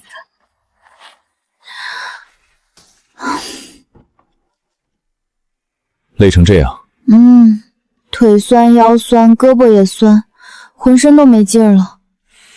你，萧师傅的手艺不错嘛，力度很合适。夫人满意便好。非常满意，往后继续保持。阿和，往后你手里有什么机缘好东西，不用事无巨细都跟家里交代清楚，你自己收着，自己做主就好。今日那些东西你说一声就够了，不必样样爆出来。阿俊跟阿月品行都还不错，心思简单，不会多想什么，娘自然也不会。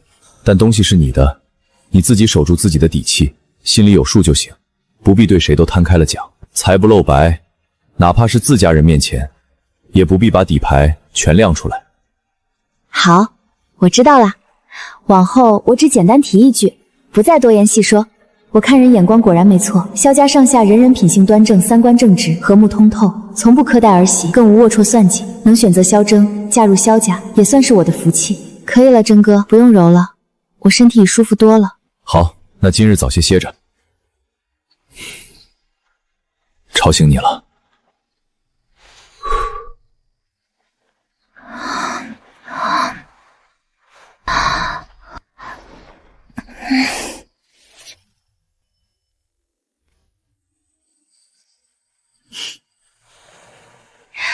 真哥今日休息，一早要赶去镇上积安堂探望大舅王贵全，我得赶早把温补的参汤炖好，不耽误他出门的时辰。大舅重伤初愈，气血亏飞，身子经不得猛补，厚重的药材浓汤反而伤身，清淡温润的排骨汤恰好合适。人参须温和补气，红枣枸杞养血安神，搭配在一起温补不燥，滋养不腻，最适合大舅如今体虚气弱的状况。炖1个时辰，差不多就成了，刚好做个早饭。家里还有前2日磨的糯米粉，昨天又带回来1大块蜂巢蜜，做圆子正好能用上。这水磨糯米粉最是细腻，揉至3光才是好面，大小均匀才好看。这蜜是春日里头一批的，最是清甜。接下来另起1锅水，烧开后把圆子下进去，煮到浮起来，再滚上片刻，浇上1勺蜂蜜水，再把前几日存的干桂花撒一点在上面增香。除了甜口的圆子，要不再烙一点葱油饼吧。面是昨晚发好的，先擀开，抹上1层猪油渣和葱花，卷起来再擀平，下锅煎到2面金黄焦脆就完成了。成了！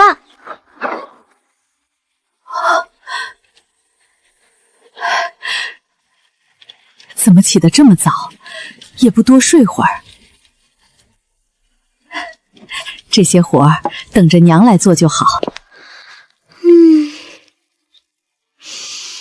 嫂子，今天吃什么呀？好香！圆子，还有棕油饼。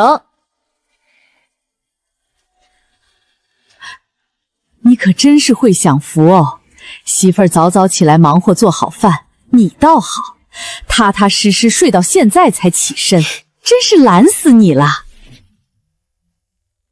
以往我休息在家，我娘可不是这样的，总是劝着我休息，处处体贴周到。如今怎么有一种有了儿媳妇就忘了儿子的感觉，还总是各种看我不顺眼。我这可不是偷懒，是媳妇儿心疼我。今早我可比阿泽醒得棒早，却被他一把摁回了床上，说让我多睡会儿。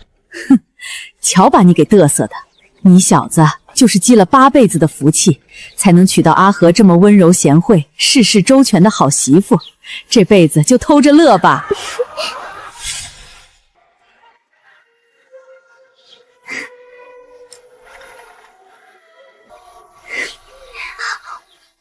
嫂子，这个圆子也太好吃了吧！里面包的是蜂蜜，就是昨日那山里的野兽送的蜂巢蜜。对，蜂巢蜜甜度刚好。这圆子做法倒是新鲜，我还是头一回吃蜂蜜馅的，回头你再教教我。行，不难，回头我教您。走了，路上慢点儿，替娘跟你大舅问好，跟大夫也好好打听打听后续怎么养，别不当回事儿。知道了。如今地里栽种的蔬菜、粮食都尚在生长期，短短2-3个月内根本产生不了任何收益。我手里虽积攒了大批名贵药材、珍稀珍宝，短时间足以补贴家用，不愁吃喝。可坐吃山空终究不是长久之计，想要长久稳当，始终得有一个正经的营生，才能真正稳住家境。阿和，娘有件事想跟你商量商量。怎么了，娘？有什么事儿您直说便是，跟我还见外啥？阿和，你也知道我娘家的情况，如今家底都掏空了，光靠着地里那点收成，今年他们怕是挨不过寒冬。就是咱们之前做的那些布艺饰品，娘想问问你，能不能也交给我娘家的嫂子们来做？王家村挨着山海镇，那边至今没人做这类精致布艺小物件，我想着，若是他们也能做这个活计，好歹能多一份收入，贴补家用。这手艺毕竟是阿和带来的，我这会儿帮娘家人讨要，未免显得偏心娘家。可大哥家实在太难了，我这做妹妹的，总不能眼睁睁看着不管。就这事儿？哎，就这事儿。你要是觉得为难，娘，这个布艺饰品我都让赵婶他们做了，没道理不让自家人做。只是其实没必要做这个。啥意思啊？我是觉得这个手工活现在赚不到什么钱了，村里好几户人都在做，市面上也不稀罕了，利润越来越薄。舅家真想改善眼下的情势，靠这点零碎收入治标不治本，还是得找个更稳妥的赚钱生计才行。布艺饰品并不长久，也没什么利润。哎，我也想啊，可你舅家都是老实本分的庄稼人，一无家底靠山，二无傍身手艺，头脑也简单，哪里能做什么更稳妥的生意？我就怕他们盲目尝试，反倒被人坑骗，那可就雪上加霜了。我是想着重新再做个赚钱的营生。赚钱的营生？萧王两家毕竟是一家人，根本撇不开。既然注定相互牵连，倒不如推着王家人一起成长，两边差距不大，才能真正相辅相成。人活一世，总不能单打独斗，身边得有靠谱的助力才行。阿和，那你有什么好主意？当然是资源的合理利用啊。之前我做的小面包、月饼，口感味道如何，娘跟阿约心里都清楚。那还用说，松软香甜，口感独特，镇上都没见过这般好吃的精细面点。其实这念头我之前也闪过，可这是阿和的独门手艺，他没开口，我哪好提，更别说让娘家人跟着沾光了。对啊，嫂子，你做的面包糕点比镇上糕点铺子的还要好吃。我想主打几款特色糕点和小面包，拿去镇上卖。现在天气慢慢冷下来了，烤出来的面点经得住放，常温下保存个3-5天没问题，正是做这门生意的好时候。这门营生我打算交给阿俊来做，我负责配方研发和制作，阿俊负责全权运营与销售，我就拿个技术分成。阿俊？对，阿俊下个月就16了，这个年纪也该学着自立了，男孩子就得多给点磨练的机会，才能快速成长起来。况且之前他跟江虎去周边乡镇跑货，不是也做得挺好的吗？我相信他的能力。况且这门营生不是让他一个人单打独斗，前期我会带着他，等他上手了再慢慢放开。他还可以多找些人合作，跟铺子谈代销，在各个乡镇设销售点，慢慢把销量铺开。行，那就让他试试。也是你这个当嫂子的看得起他，愿意给他这个机会。回头我定跟那小子好好说说，让他上点心，别辜负了你的一番安排。放心吧，娘，阿俊不是那种不知轻重的孩子。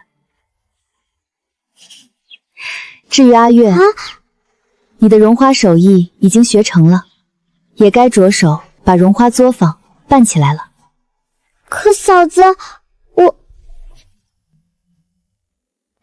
我知道你的顾虑，我先借你10两银子，你先起做作坊，别白白浪费时间，早点弄好也能早点赚钱。至于这10两，等后续作坊盈利了，你再慢慢还我便是，对吧？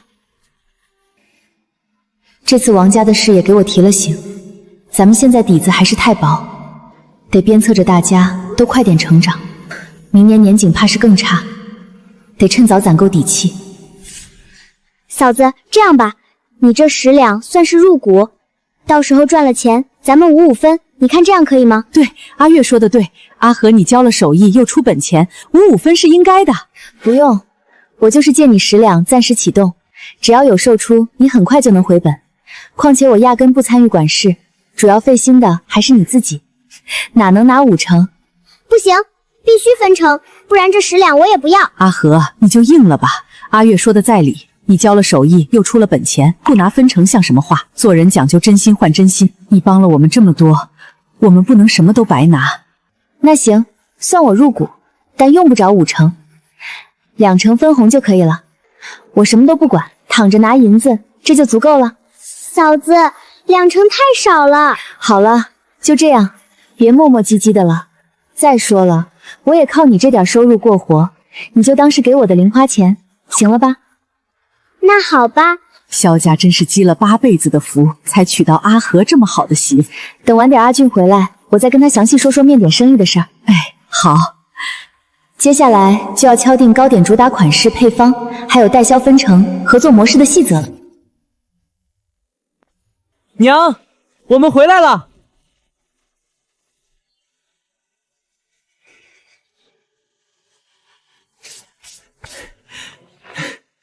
娘，大舅今日精气神好了不少，跟我们聊了许久呢。大夫说后日就能安排接骨，算是彻底稳住了。真的，太好了，老天保佑，老天保佑啊！怎么回来的这么晚？可是镇上出了别的事儿？没事，别担心。这话我怎么不太信？大舅情况好转，又明知家里等着吃饭，兄弟俩何至于拖到天黑才回？小舅跟大表哥都在那边陪着，哪用得着他们耗一整天？这男人指定有事瞒着我。哼，等回房了再好好跟他算账。阿俊，我打算在家做面点生意，后续交由你全权负责运营销售，我负责配方和制作，拿技术分红，如何？你可愿意接手？啥？我吗？嫂子，你说真的？怎么，你不乐意？乐意，我当然乐意，100个乐意。赶紧坐下，毛毛躁躁像个什么样？这么大个人了也不稳重点，你这个样子还怎么跟着你嫂子做事？娘说的对，我这不是一时太激动了吗？嫂子你放心，我肯定好好做。好，稍后我把整理好的计划书给你，你先瞧瞧，有什么想法意见，咱们明日再详细沟通。谁呀？这么晚了动静还这么大，太没规矩了。我去看看。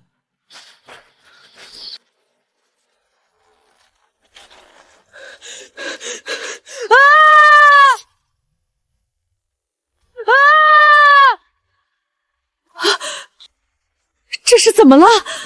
娘，你和阿月待在屋里别动，我们出去看看。阿俊，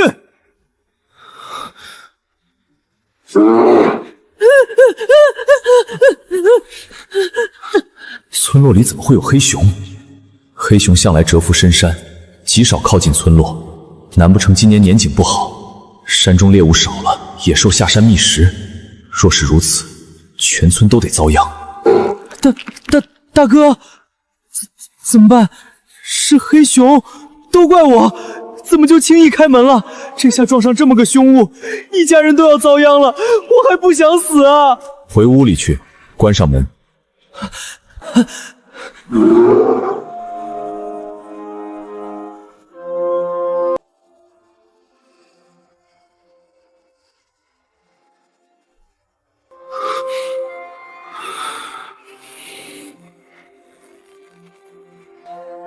住手！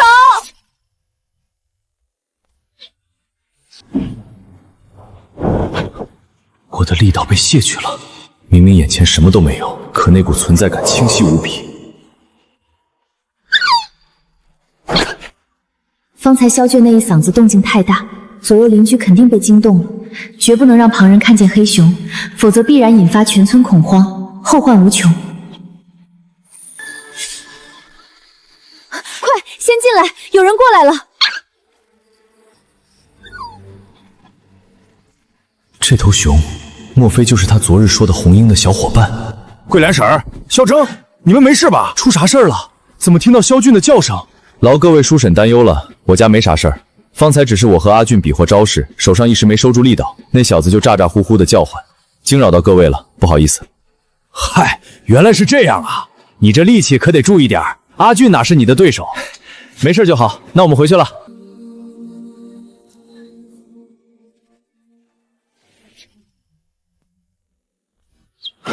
娘，阿月，你们俩别出去。干啥拦着？到底出啥事儿了？对啊，二哥，外面怎么了？刚刚那动静太吓人了。哎呀，你们就别问了，等嫂子过来再说，我怕吓着你们。到底是什么东西，能把胆子不算小的萧俊吓成这副模样？人已经走了。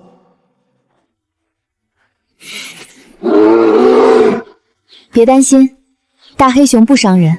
之前红英亲近他，只当他讨动物喜欢，如今连深山里的大黑熊都对他这般温顺，还有方才那股无形的力道，他身上的秘密比我想象的还要多。可那又如何？她是我明媒正娶的妻子，是萧家人，从未害过任何人，反倒一直尽心尽力操持这个家。不管他有什么秘密，我都护着他，替他守着。只恨自己还不够强，没法完完全全护他周全。老实交代，你们大晚上的下山干嘛？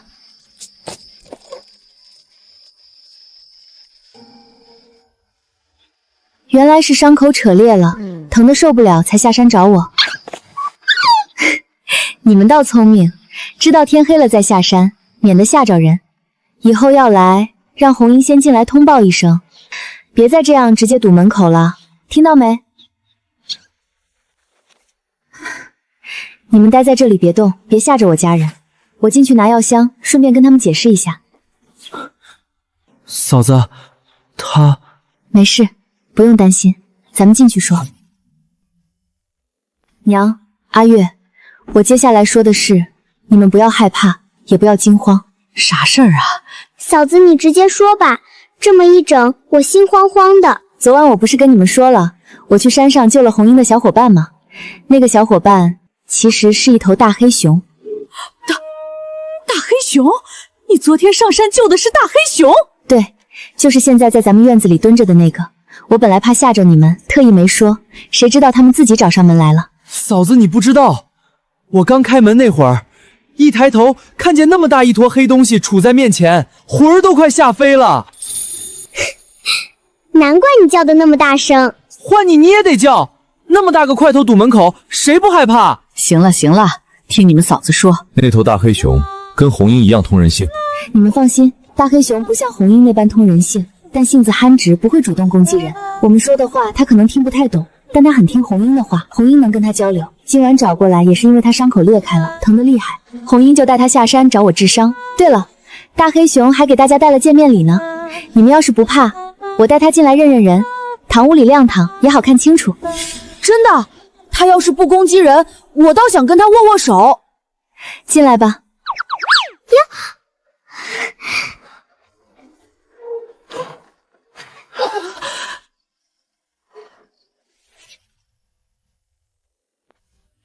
他说这些是给你们的见面礼，第一次上门不能空手。这株何首乌是给娘的。这给我的，这也太贵重了。这块青白的给真哥，浅碧的给阿俊，这块淡粉的给阿月。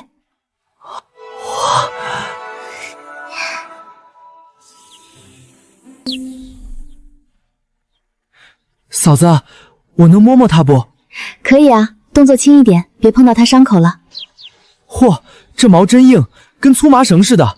这爪子比我脸还大，指甲跟弯刀似的，这要是一巴掌拍下来，真的好乖啊，憨憨的。好了，时候不早了，大黑熊该回山上去了。他有伤在身，也不好在村子里待太久。啊，这就要走了？那下次还能再来吗？以后总会有机会的。不过下次来之前，得让红英先跟咱们说一声，不能再像今晚这样吓人了。等等，给，让他们带回山里吃。收了人家这么贵重的礼，总不能让人家空着手回去。不管是人是熊，到了咱们家就是客。哎呦，他这是跟我道谢呢。是这个意思。走吧，回山上去，路上小心点儿，别再扯到伤口了。我后日再上山看你们。真不是做梦，这一晚过得也太奇幻了。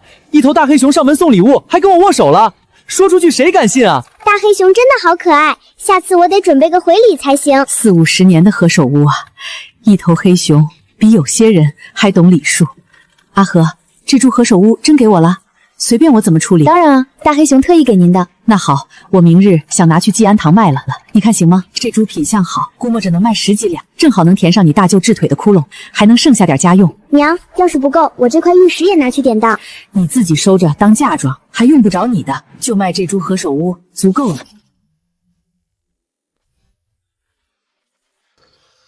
等下次休息，就拿去镇上银铺打支玉簪，给媳妇儿戴上，定然好看。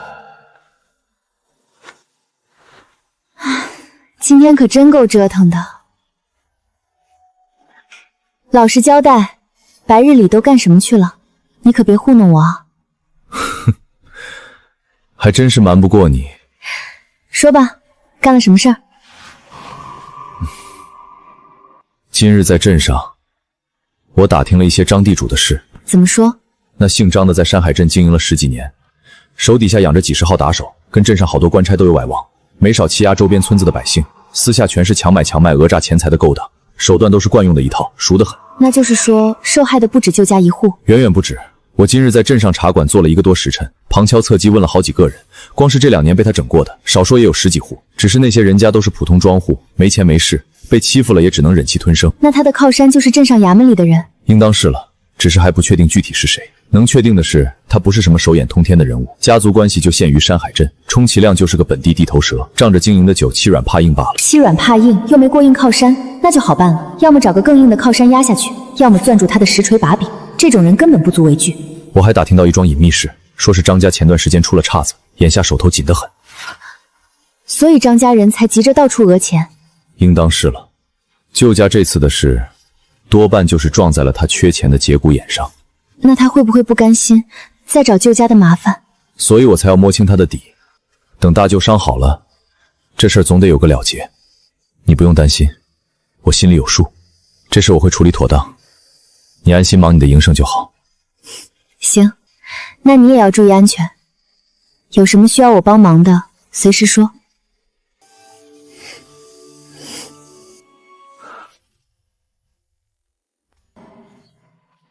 今日去镇上，先探望大哥，再把这何首乌卖了付药费，回头让阿俊跑趟王家村，跟爹娘说银钱的事儿解决了，别让二老急着四处借钱，再逼出个好歹来。娘，我今日也有事要去镇上，跟你们一同走。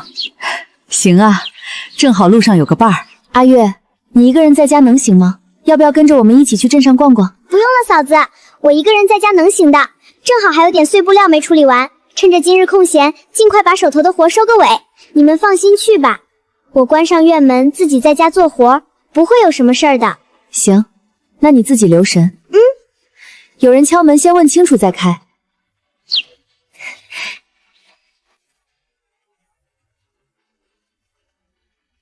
也不知你大舅今日精神头好些没？等会儿见了大夫，我得好好问问接骨的时辰。对了，你说这株何首乌，济安堂能给个什么价？品相摆在那儿，差不了。真要是价格不合适，咱们就多问2家药铺，总归亏不了。眼下最要紧的是处理掉张家这个地头蛇，隐患不除，就像埋了颗地雷，指不定哪天就炸了。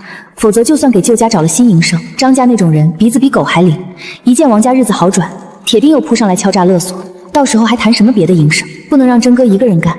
他从军户同僚、市井查册那儿打听消息，难免片面。我有木系异能，能驱使虫影鸟兽，正好去张家日子周围布下眼线，摸清楚他近日的动静，还有藏着的龌龊把柄。要解决就一劳永逸，绝不能留后患。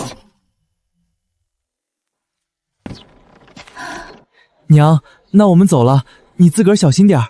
知道啦，你老娘这么大个人了，还用你交代？赶紧走你的，别耽误了报信的时辰。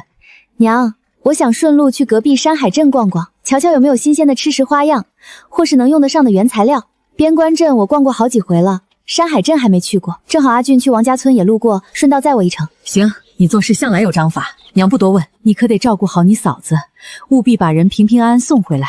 知道啦，我就是把自个儿弄丢了，也不能把嫂子弄丢啊！你就放心去看望大舅吧。坐稳了，我们走。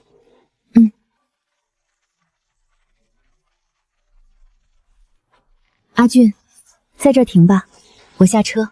嫂子，你一个人行吗？要不我先陪你逛完，再去王家村报信。不用，你先去报信，不用着急赶回来。到了舅家报完信，歇一歇也无妨。半个时辰后，咱们还在这镇口会合。那行，嫂子你自己当心，有事儿就在镇口等我，别往偏僻地方走啊。知道了，快去吧。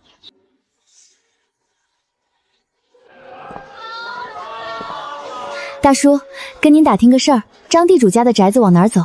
出了这条主街往东，沿着青石路一直走到头，镇子最东边那片大宅院就是。多谢大叔。镇上有钱有身份的人家，想必都住这一片。最里头那座围墙最高、门楣最气派的，十有八九就是张家。这里植物多，正好借他们的根系枝叶探探院里的情况。镇上的植物比深山里差远了。地气不足，灵性太浅，只能感知到他们活着，根本没法交流，跟对着聋哑人说话似的。有了，宅院深处有株兰花，常年被精心养着，竟沾了点灵气。这兰花待的地方，应该是张地主的书房或是内室，日日有人进出，有时一个人独坐，有时两三个人低声密谈，能确认这是他常待的地方。可惜信息太琐碎了，兰花能探到的信息太有限，只能感知周边动静，钻不进院里，听不清详情。我得找更灵活、更不起眼的眼线才行。麻雀这类鸟儿最是寻常，檐下墙头处处都有，谁也不会多留一半分。它们常年在宅院周腰打转，能钻到人进不去的角落，看见人看不到的事，听到人听不到的话，可不就是天生的探子。你倒是个胆大机灵的，就选你领头吧。你们一直住在这附近吧？这座大院里的事儿，你们应当见了不少。鸟类的耳目比植物灵敏太多，只这几句交流，就比兰草一整天传回来的信息还多。这步棋走对了。原来张家前段日子闹了大风波，张地主的大儿子在县城赌坊欠了巨额赌债，这事儿压得紧，镇上没多少人知道。张地主为了填这个窟窿，又是还债又是打点关系，前后后砸了不少银子。那赌坊在县城有靠山，他再横也不敢得罪，自己亏了银子，就转头欺压百姓，从平头老百姓身上刮油水找补，真是打得好算盘。听麻雀的意思是，后院角落有一口封死的枯井，盖着石板压着大石，荒草都长齐了。他亲眼看见几个家丁抬着2卷草芯过去，掀开石板扔了下去，草芯缝里露出来的是女人的手，草菅人命。不止这些，张家平日里放印子钱，强占田地，遇上还不上钱的人家，就逼着人拿年轻闺女抵债。那些姑娘被掳进张家，有的被转卖出去，有的就再也没出来过。祖孙3代没一个干净的，这张家从根上都烂透了，龌龊至极。光知道这些没用，得拿到实证才行。账本、契书、往来的罪证，只要攥住10句，就能一次性扳倒他们。帮我盯着姓张的父子，查清楚他们把要紧的账本、契书都藏在什么地方。有了新发现，就来找我。这是我的气息，你们可一定要记着。去吧，就和平常一样活动，别惹人注意。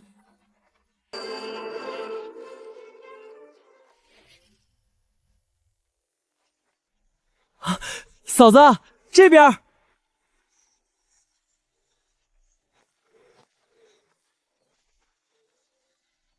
舅家那边都交代清楚了。都交代明白了。舅母听了大舅稳住的消息，当场就哭了，还让我替他谢谢咱们一家。大表哥也说家里有他撑着，让咱们放心，绝不会乱来。那就好。嫂子，你在镇上逛了这半天，瞧着怎么样？有啥收获没？看了看世面，心里有数了。走吧，先去济安堂接娘回家。娘，大舅今日怎么样？精神头好多了。大夫说明日就能安排接骨，接得顺利的话，养2-3个月就能下地走路了。那就好。对了，那株何首乌也卖了，你猜卖了多少？多少？18两。济安堂掌柜一看见品相和年份，当场就给了18两，比我预想的还多好几两呢。那挺好，这下大舅的医药费就彻底不愁了。可不是嘛，这可真是解了燃眉之急了。说起来还得谢谢那头大黑熊，送的礼这么顶用，回头我可得好好谢谢他。行，等他下次来，您多给他做点好吃的就是了。那必须的。行了，娘，上车吧，咱们回家。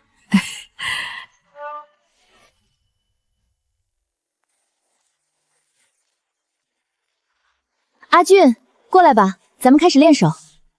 哎，来了，嫂子，我也能学做面包糕点。当然得学，以后客人问起来，你自己都说不清门道，还怎么卖货？我一个人也忙不过来，等以后生意稳了，还得再找帮手添烤炉。我往后还有别的事要忙，不可能天天守着灶屋做面点，你得把本事学到自己手里才。嫂子，你放心，我一定好好学。做原味小面包，头一步就是和面，底子打不好，后面再怎么折腾都没用。10斤面配4斤7两水，天凉用温水，天热用凉水，酵头提前化开了倒进去，别直接撒干面里。嫂子，这和面也有讲究，我以前看娘揉窝头就是攥着面团瞎使劲儿。当然有讲究，别光用胳膊使劲儿，得借腰上的力，手掌带着面团往前推出去，再折回来接着揉，全程顺着一个方向走，这样揉出来的面筋才顺，烤出来的面包才够暄软有嚼劲儿。现在这个硬度是刚揉好的生面，偏紧，按下去弹得慢，等发酵到位了，手感完全不一样，硬邦邦的，跟娘蒸的死面磨坯子差不多。等它发到2倍大，你再按下去，坑会慢慢弹回来一半，不塌也不硬，那就是刚好。不可能吧？面团子还会变化？你摸摸这块，哎，真不一样，这个软多了，按下去还能往回弹点儿，像晒软的棉絮似的。对，就是这个手感。以后你自己做，别光死数时辰，天凉天热，发酵快慢差得远，靠手摸最准。发好的面得把气排干净，不然烤出来里面全是大空洞，口感就散了。排完气分成均粉的小剂子，揉圆了再醒发一遍，才能进烤炉。还有烤炉的热度，你也得记死，手伸进去，能稳稳数3个数再收回来，这个温度就正好。太烫就等半刻钟再放，太凉就添2块炭。揉面顺一个方向，烤炉数3息，我记住了，嫂子。野菜蛋花汤啦，开饭开饭！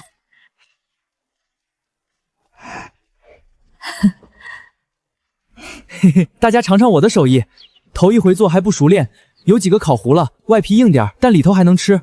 还行，没把面粉全糟蹋了，就是不如你嫂子做的暄软，吃着有点实。豆沙放少了点儿，咬到最后才尝到味儿。能吃。外皮再酥半分，内馅减些糖。好，我明日再改进。好了，吃食的事你自己慢慢琢磨。我来说件正事，阿和，我下午去地里转了一圈，那些新苗都蹿了好高一截，尤其是红薯藤，估摸有6寸来长，叶子油绿油绿的，长势旺得很。你看这长度，能减藤断移栽了不？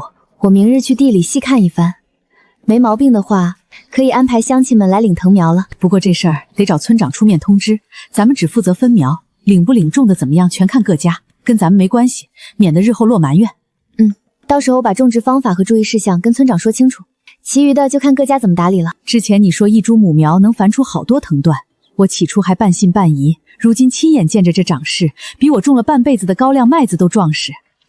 村里人愿不愿意种我不管，总得让娘家人先种上，今年冬天也好有口饱饭。这段时间忙着面点和绒花的事儿，确实没顾上地里。算着日子也到了红薯扦插的时节，再拖就要错过最佳种植期了。那我娘家兄弟那边，明日下午也能来领些红薯藤？当然可以，本来就该给舅家留一份的。嫂子，下午你说让我找2个可靠的帮手，我想了想，想让2个表哥过来跟着做，可以吗？村里我就信得过虎子，可他下个月就要去军营服役，不敢随便用。其他人倒是表哥们，知根知底的，人品性子我都清楚。可你舅家有5个表兄，大舅家3个，二舅家2个，选谁不选谁？挑了这个，那几个心里能没想法？处理不好反倒伤了亲戚情分。2个舅舅家各给1个名额，具体选谁，让他们2房自己商量。这法子好，省得咱们夹在中间左右为难。娘放心，等面点生意做起来，摆摊、走乡串户都要用人，其余没来的表哥按销量拿提成，多劳多得，谁也不吃亏。这样也行。二哥，你明日要去舅舅家，干脆把表姐也一并接过来吧。我这边绒花作坊也需要个可靠的人搭把手，如今能全心做绒花的就我一个，娘要顾家还要跑地里，嫂子更忙，根本抽不开身。表姐17了，正相看人家，学门手艺多攒点嫁妆，出嫁了腰杆子也硬些。你看我做什么？我早说过，你们各自的营生自己做主，拿不定主意再来找我商量，这点小事你们自己看着办就行，不用事事问我。我知道了，嫂子，那我明日一早出发，接人、说活计、通知领藤苗，一并都办了。早些出发，别耽误了下午分藤苗的事儿。放心吧，嫂子，保证办妥。一个个都有了正经主意，认认真真奔日子，这种感觉真好。娘，嫂子，我出发了。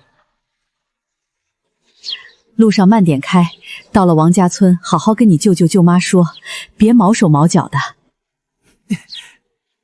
知道了，娘。接了人我就往回赶，误不了下午的事儿。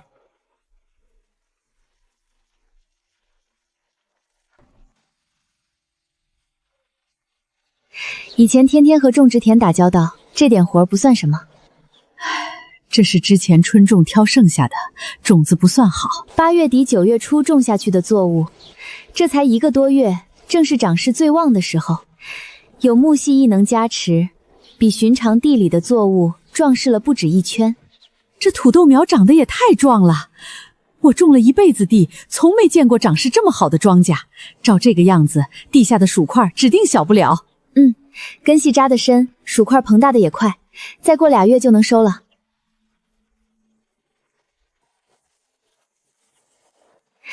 娘，你看这藤茎的粗细和长度，完全可以扦插了，剪下来直接种就能活，成活率低不了。长得可真好，比我预想的还快。这一株母苗能剪好多段，今年就能铺开一大片。这荞麦长得也快，再过半个多月就能结粒了吧？11月底就能收割。荞麦生长周期短，耐旱耐贫瘠，最适合救急补荒。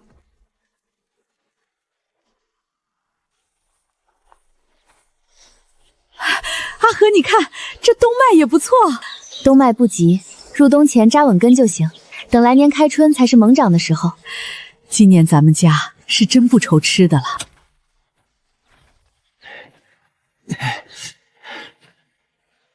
伙计们，苏娘子来了！苏娘子！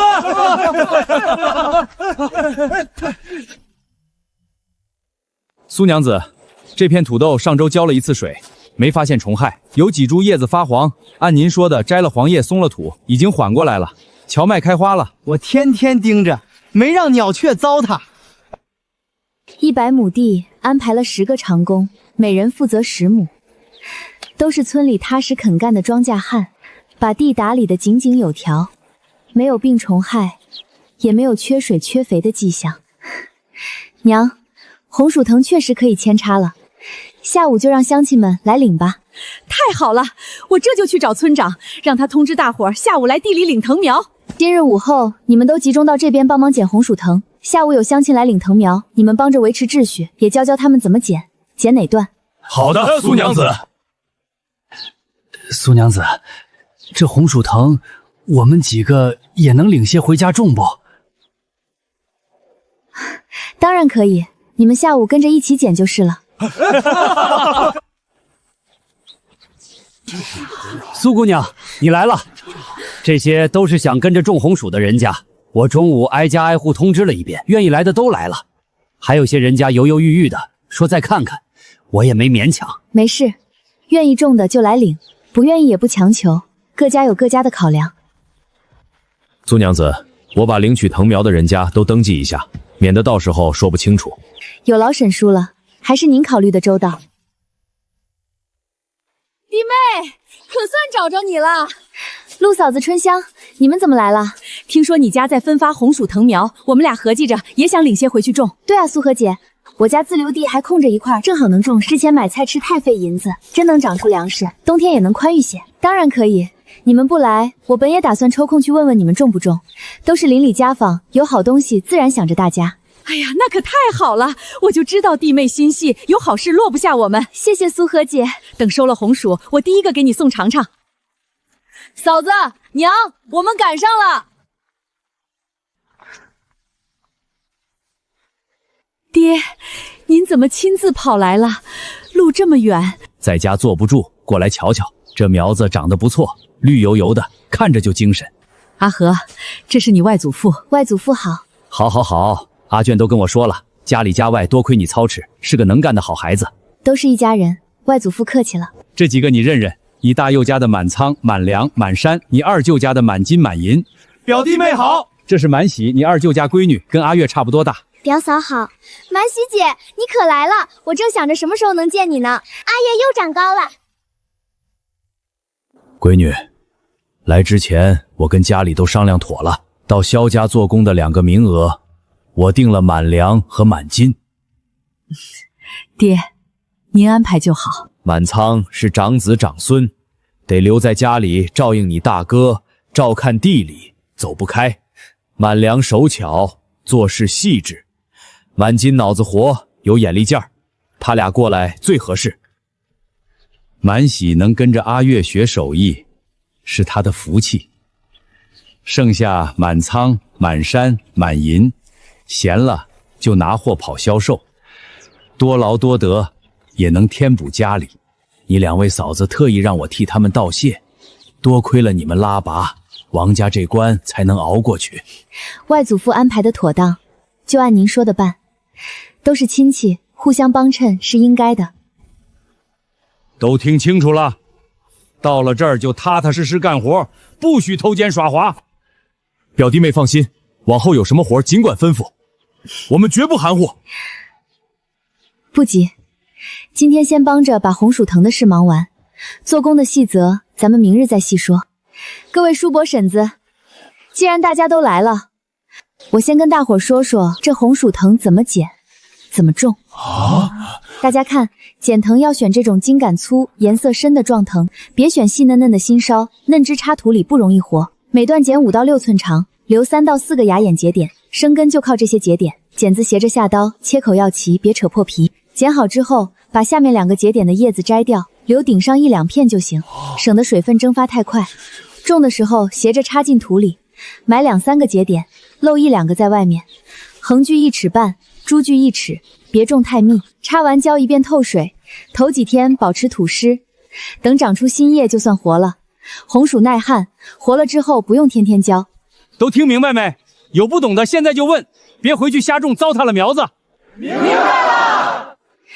我再跟大伙交个底，我这是头茬苗，你们扦插的是后茬，长势和收成肯定有差别，这点大伙心里要有数。这我们懂。好，那咱们就动手吧。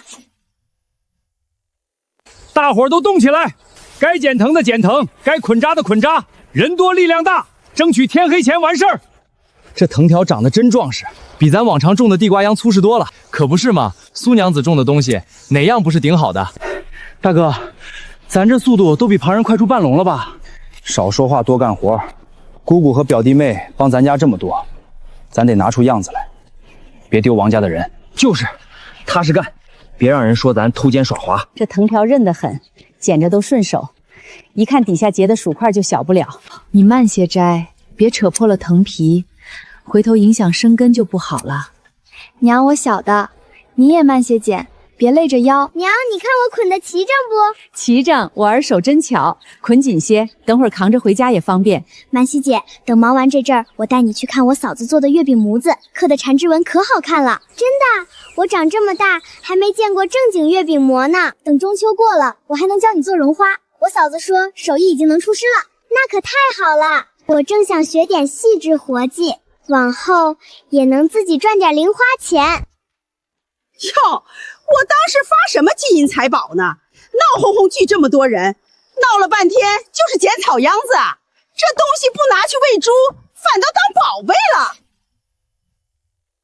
可不是嘛，那苏家媳妇儿仗着读过2天书，拿点番邦野草糊弄人，什么红薯听都没听过，真能长出粮食，我名字倒着写。还有傻子真信，巴巴跑来当苦力，等入冬刨不出东西，看他们哭都没地方哭去。老老实实种麦子不好，非要搞新鲜花样，我看就是瞎折腾。刘翠兰，你们不想种就滚远点，少在这嚼舌根。就是，我们乐意跟着种，碍着你们什么事儿了？狗拿耗子多管闲事儿。等我们种出红薯，收了粮，有些人可别眼红，别厚着脸皮上门讨。就是，我们自愿示众，不偷不抢，天天盼着别人不好，也不怕烂舌头，好心当成驴肝肺。咱们走着瞧，等冬天你们守着烂擦根喝西北风去吧。就是，走，在这待着都晦气。等着瞧，有你们后悔。什么东西，天天就见不得别人好。别跟他们置气，咱们好好干活，等收了粮食，比什么都管用。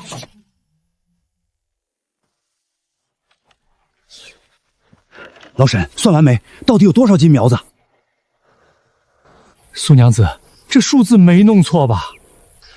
这光是剪下来的藤蔓就有10万斤啊！10万斤，30亩地能剪出这么多？沈叔没算错，红薯蔓长得快，1亩地产3、4千斤鲜藤很正常。按1亩地用800斤藤苗算，这些苗子够种100多亩地。乖乖，这也太能长了！光藤就有这么多，那地下的红薯得有多少？红薯本身更高产，管理得当的话，1亩地最少能收3、5千斤。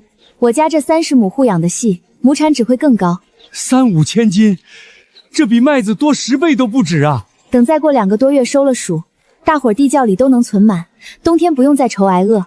等来年留够种薯，能种的地更多，收成还能翻番。真要是有这产量，往后再也不用怕灾年了。多亏了苏娘子，愿意把这么好的东西拿出来分给大伙儿。